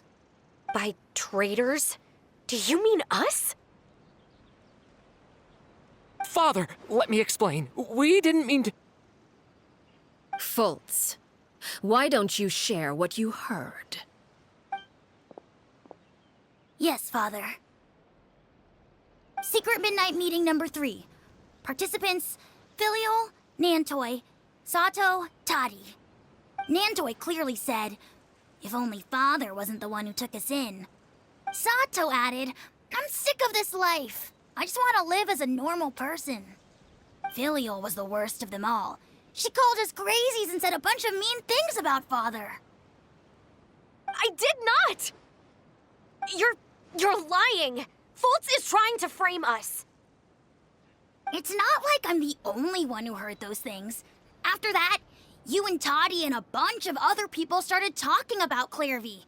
You were using all those things Clairvy brought up as an excuse to question Father. We're birds locked in a cage. The only way out is to destroy it. That's what you said, wasn't it? You little... You just want me gone, don't you?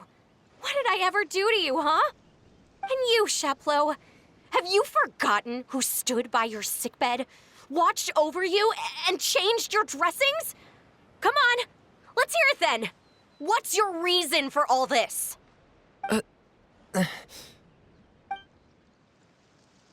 You're wrong, Filial. We don't want you to die. You're our family. Liar. You wouldn't be doing this if that were the case. So why? Why have you backed us into a corner? We all live in the House of the Hearth. You know the type of work we do, Filiol. A single betrayal can cost dozens of us our lives. It's not like it's never happened before. That kind of thing is hard to forget. That's why the House of the Hearth cannot tolerate any form of betrayal. Ever since we came to Poisson, you've had 7 secret meetings. A lot of the things you talked about really crossed the line. You've been spying on us for half a month? Wait a second. Now that I think about it, the move to Poisson was just a way to make it easier to spy on us, wasn't it? Because we were all in one place. You've had this planned all along. Filial, Nantoy, I'm sorry. I owe you both my life. I owe Clairvy too. If it weren't for all your help after I got poisoned, I wouldn't be standing here today. If this were any other situation, I would do anything to repay that kindness, even if it cost me my life. But rules are rules. I'm sorry. My hands are tied. Why? Why? That's enough, Filial. We made a mistake, and we should own up to it. We broke the rules, plain and simple. And now we have to face the consequences. I'm sorry, Chaplot. Foltz. I'm sorry, Father. We accept our punishment. Chaplot, according to the rules of the House of the Hearth, how should these traitors be punished? All those who betray the house pay with their lives. And so it shall be.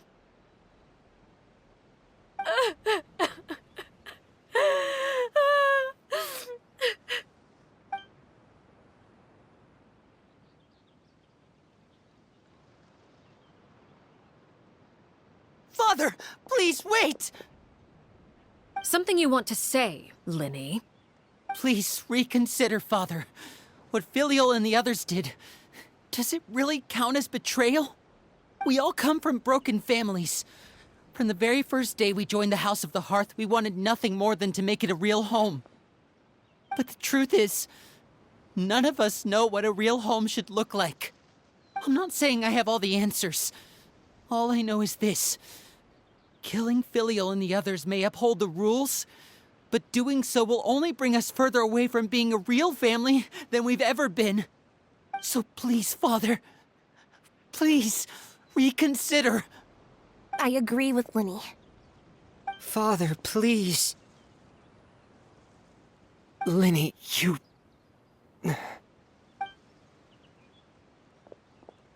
I also agree with Linny.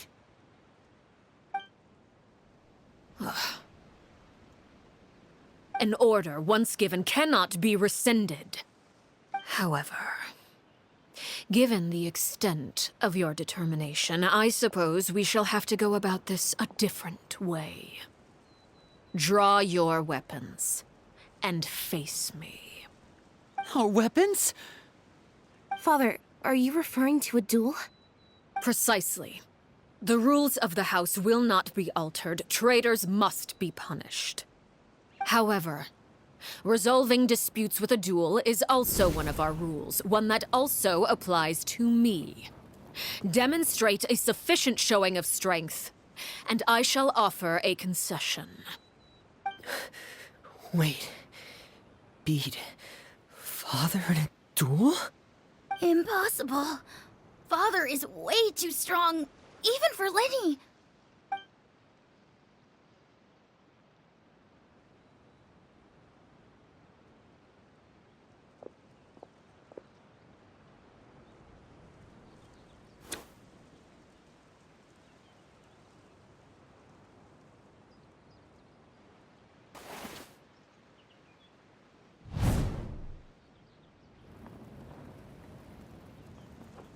Did you hear that, Traveler?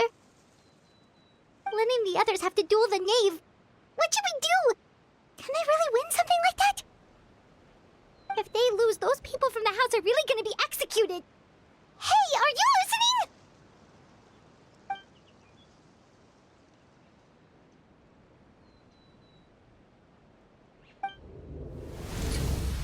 Don't you want to say a proper goodbye at least? Anger makes you impulsive. Sorrow causes you to waver.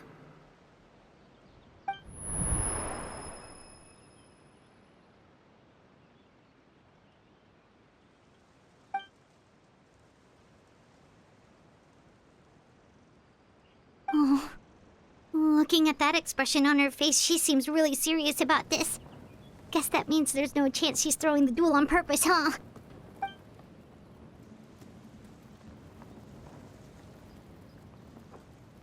When guests are around, families are often on their best behavior. And any disputes are less likely to escalate. When the time comes, make the choice that you deem most appropriate in the situation, and lend your help to the House of the Hearth. What's wrong, Traveler? Hey, where are you going? Traveler? You're asking to join the duel against the knave? I'll allow it. We do have a ready-made dueling ring at our disposal, after all. All I would advise is this. Keep a firm grasp on your weapon, and give it your all. Any less, and you may just lose your life.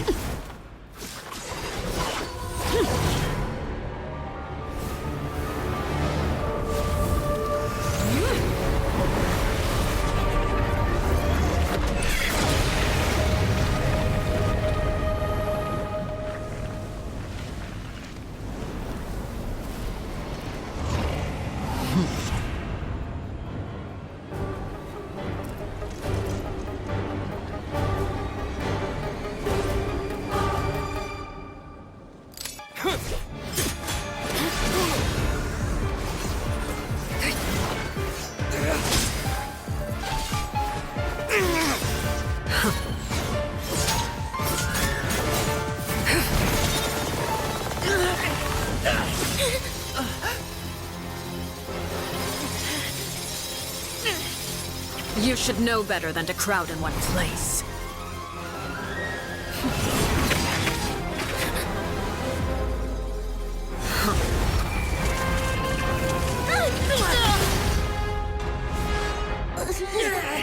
Oh, I know.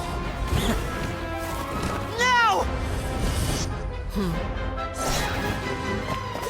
I'm sorry, Father!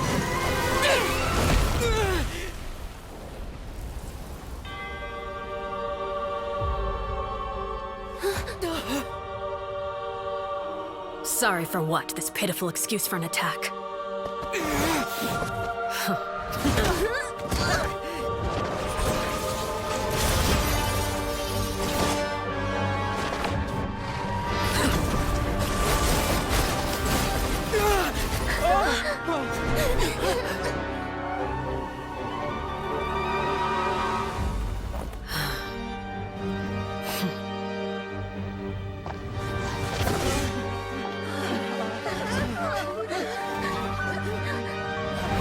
Father, no!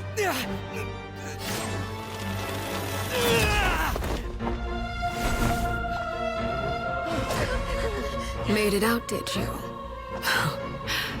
You're stronger than I expected.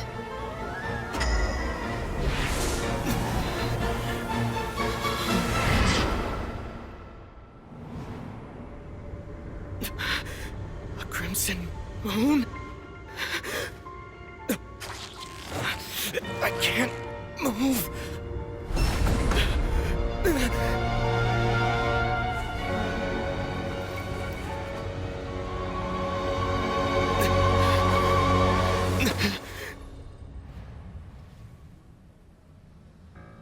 Still, not strong enough to beat me.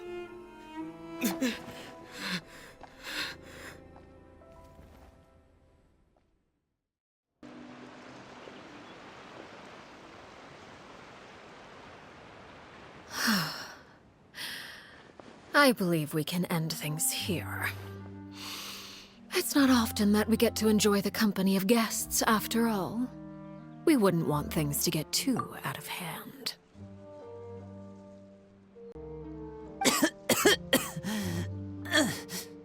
Brother, are you alright? Lenny! Given that I am the victor of this duel, as agreed, the punishment stands. No! I never thought things would end like this. However, everyone involved in the duel demonstrated a remarkable level of strength and determination.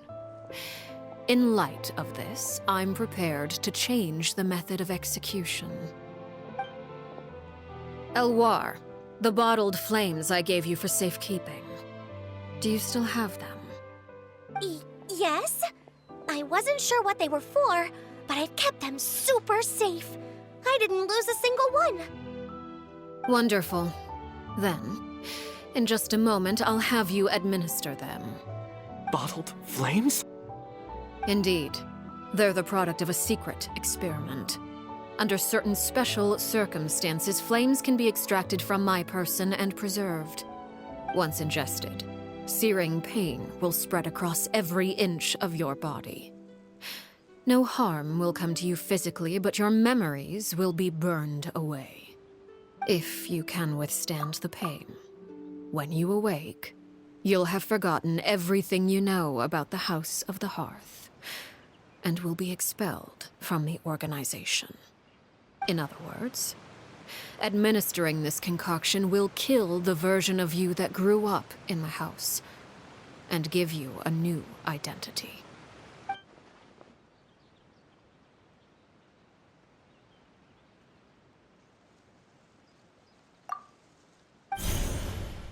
Memory is a mysterious thing indeed. Losing a portion of your memories will alter your sense of self.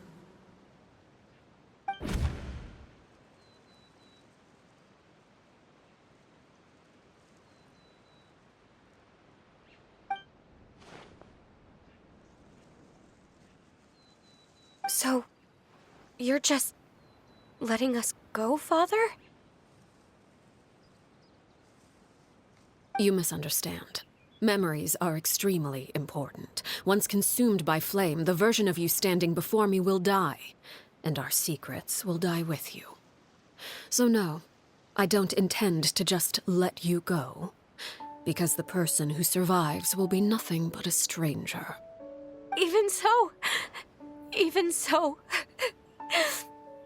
I won't have to live in fear anymore. I'm sorry, Father. I'm sorry I let you down. But I really... Don't cry, Filial. You haven't left the house yet, so there are still rules to be followed, yes? Remember what I taught you. Anger makes you impulsive, sorrow causes you to waver. Don't let yourself be controlled by your emotions. Of course. I'll remember.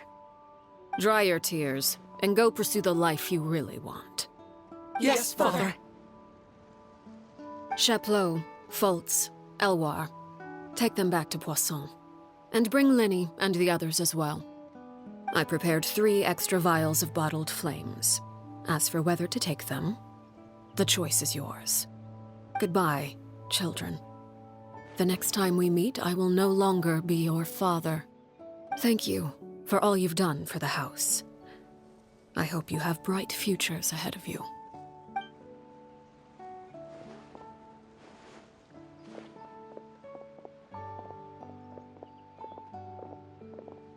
Father.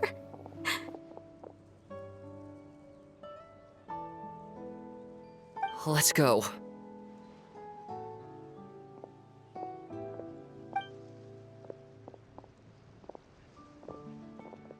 Here, grab my arm, Linny. I'll help you walk back. Thank you.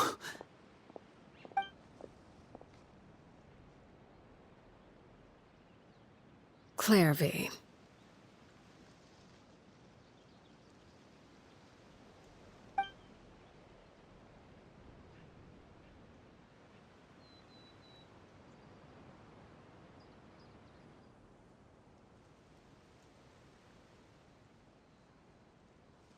Can we talk now?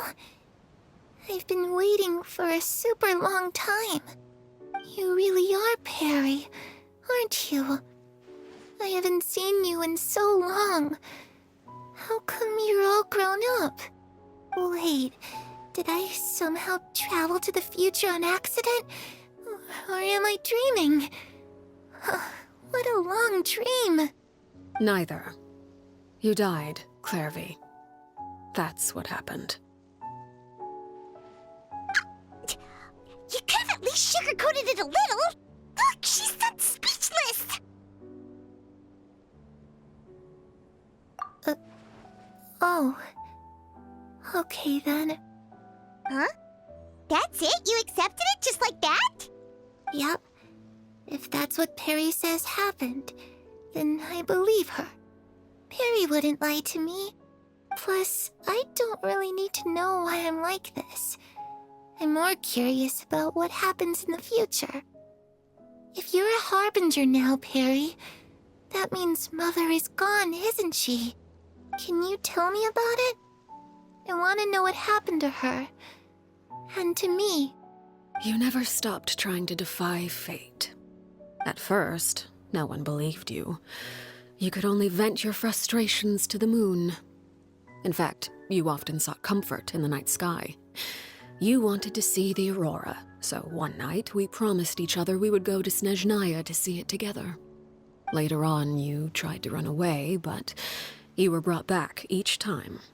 Mother spared your life, but it wasn't out of kindness. Instead, she decided to make an example of you by slowly torturing you over time. That way, the other children would know what happens to traitors. Still, you never gave up. Mother hoped that through ruthless duel after ruthless duel, she would be able to crown an ultimate victor among the children she raised. But you called on everyone to unite, to fight to a draw in order to reduce casualties. Your efforts may have only delayed the inevitable, but still.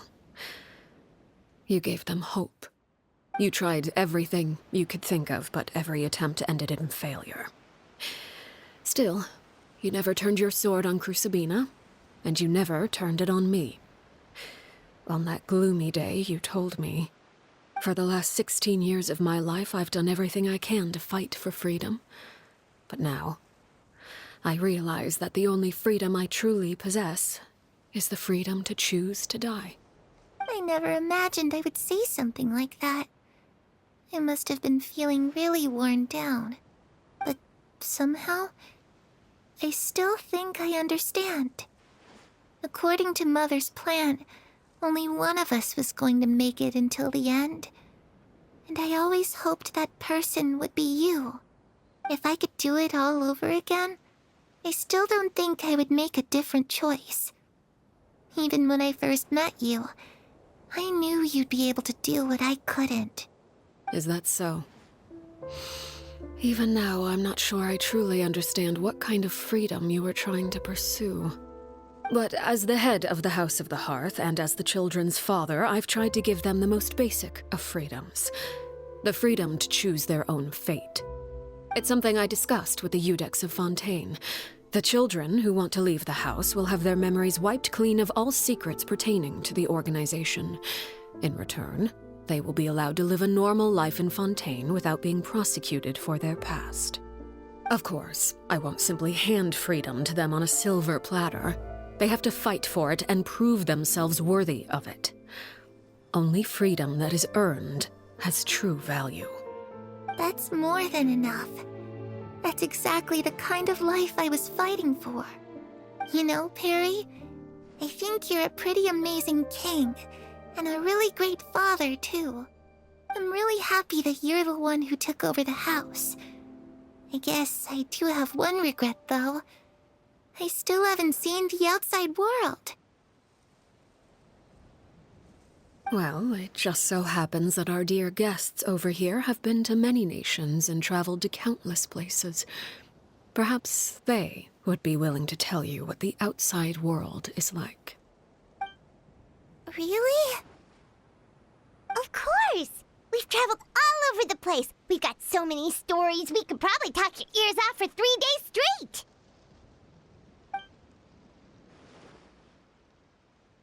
You know, I used to dream of being a bard. Playing the lute while singing into the winds of freedom. Even if there was no one there to listen, I would have continued to sing no matter what.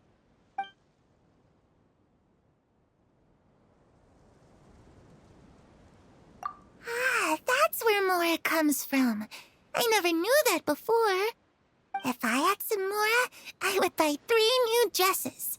One for me, one for Perry, and one for Mother. It's just too bad Perry doesn't like wearing dresses. And Mother, well, she probably wouldn't accept something like that either. I guess I'd just have to keep them all for me then. I could wear a different one every day.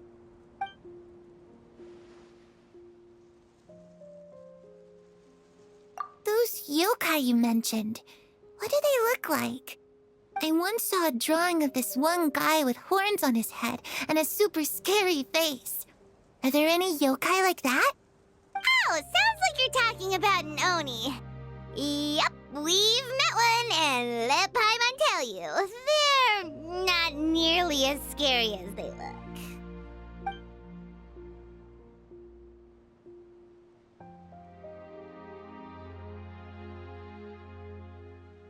I was always too afraid to skip Mother's fighting lessons.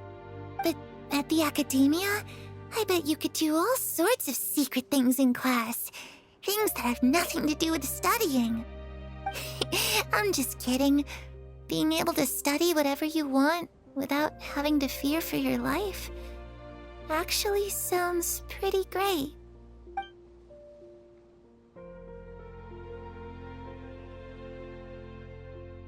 The situation was super dangerous. Lenny and Lynette were accused of committing a crime, and they were going to have to stand trial at the Opera Epicles. Oh no, that must have been hard for all of you. What happened next? Don't worry, we were able to turn the situation around super quickly, all thanks to Detective Paimon, of course. How'd you do that? Come on, tell me. Okay, so it was like this. After the failed magic show, we rushed to the scene and...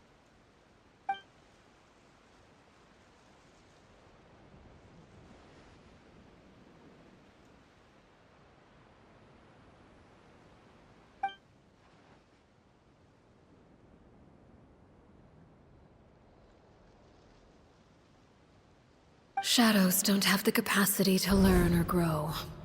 Any new information they encounter is quickly forgotten over time.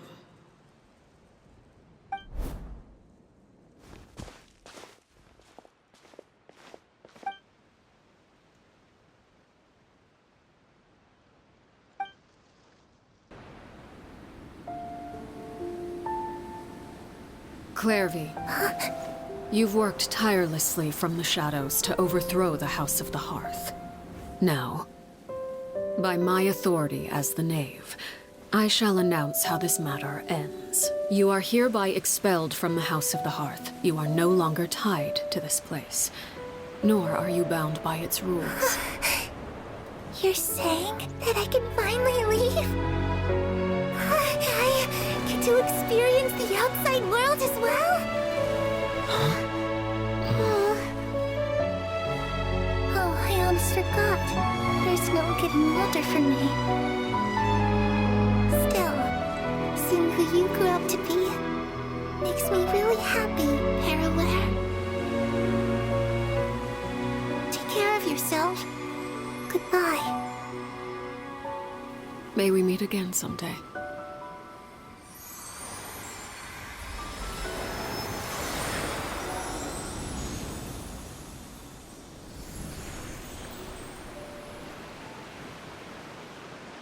Clairvy. She left so soon. Paimon didn't even get to finish her story. I also have certain sentiments left unsaid. I wanted to tell her that the aurora I saw in Snezhnaya was just as beautiful as the ones in the pictures. But a shadow's memories reset at dawn. Had we delayed any longer, we wouldn't have had the time to say goodbye.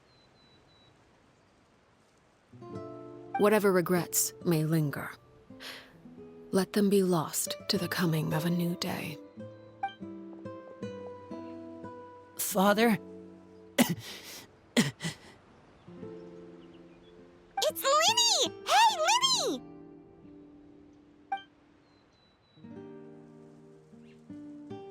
What is he doing back here? Let's go check it out.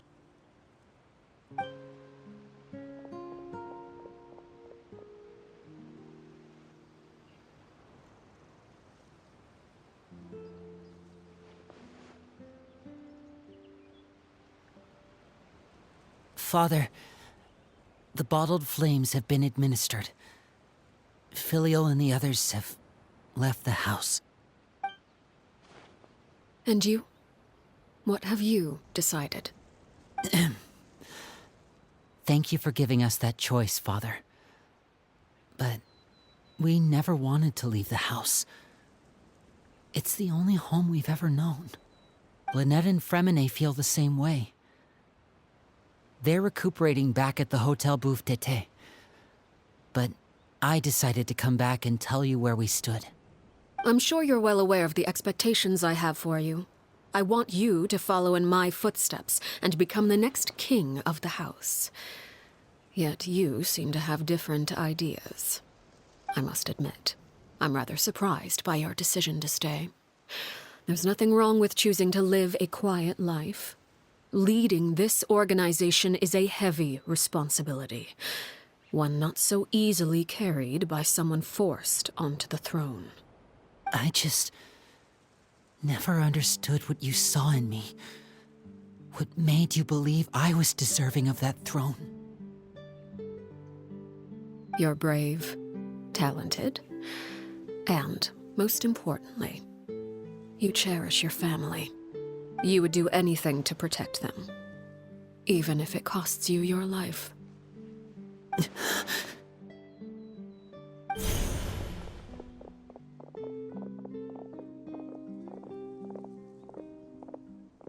Speaking up back there was so brave of you, Linny.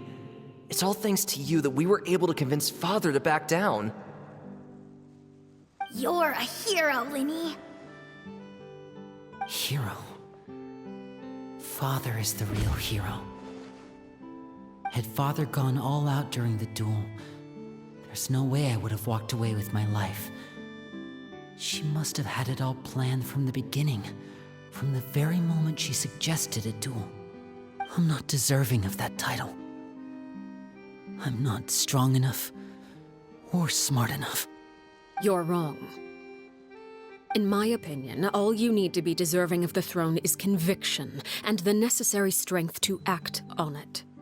We may have different ideas of what it means to be a family, but you can hardly be said to lack conviction. What you truly lack is strength. For someone of your talent, though, that's something that will come with time. Even without that strength, you still chose to face me in a duel, even though the odds were stacked against you. That capacity to honor your convictions is what I truly see in you. Father. No one knows what the future holds, what tragedy or triumph may be in store. Being at the head of this organization requires the strength of will to face whatever comes. Caution will only hold you back. If reaching a certain standard were required to go after what you want, I would never have succeeded in killing my predecessor.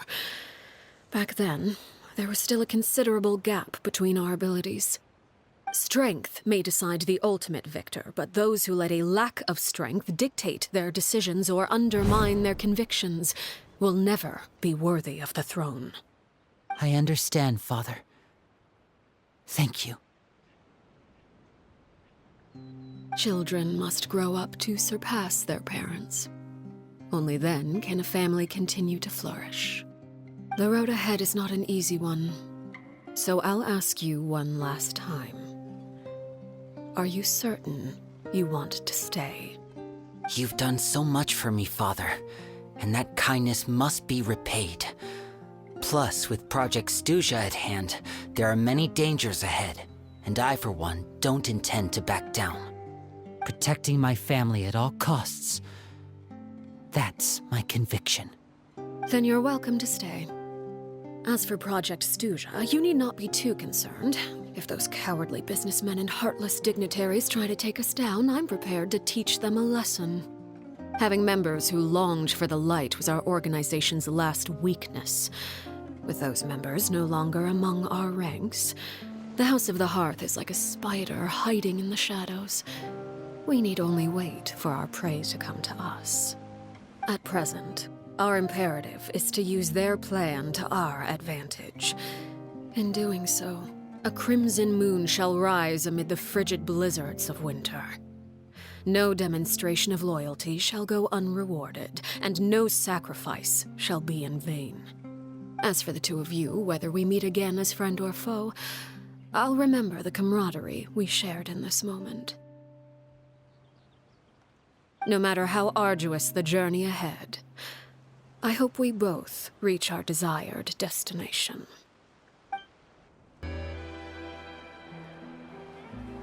Lynette? Fremine? How are you feeling? Much better. Whew, what a relief! What about you? Are you feeling all right?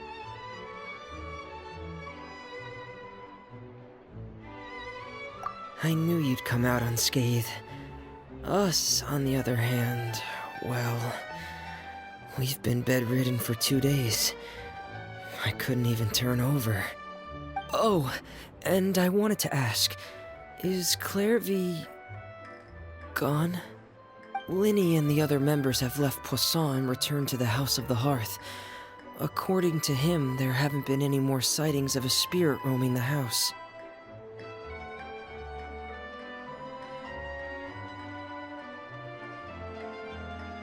I see. I'm glad. Father came to check up on us 2 days ago and told us about what happened with Crusabina and Clairvy. Actually, I've met Crusabina before.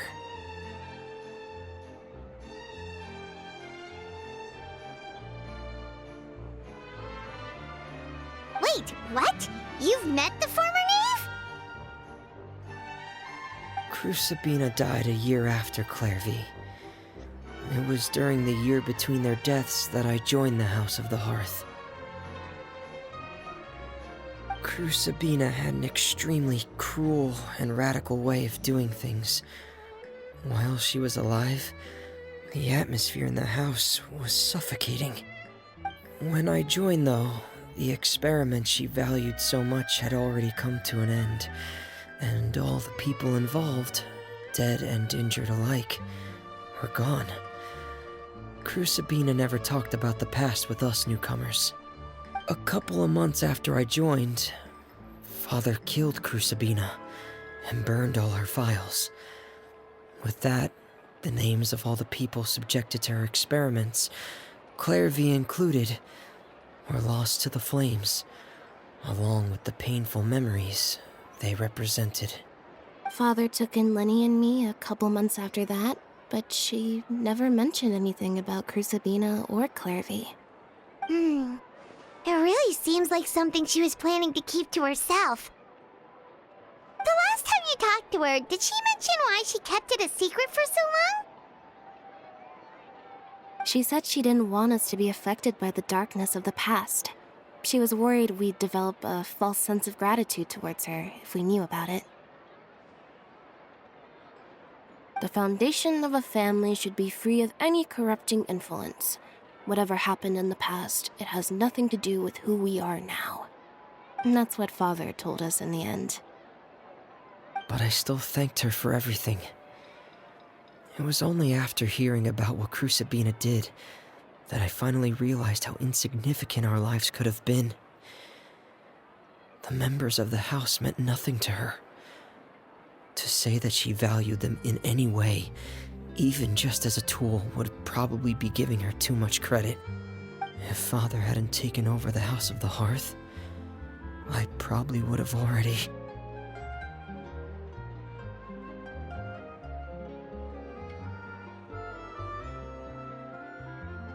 Father rarely brings up the fact that she saved us. She doesn't believe that being indebted to her should be what ties us together. But even if we didn't owe her anything, we would still choose to stay. Because this is our home. We may have arguments or times when we feel wronged. Some people may even choose to leave. But as long as Father is here, we will always have a home. Whether the path before us is bathed in sunlight or shrouded in shadow, we'll follow Father wherever she chooses to go. So I wanted to say thank you for helping us make it through this crisis. Without your help, we could have lost a lot more along the way. Oh, we didn't do anything, really.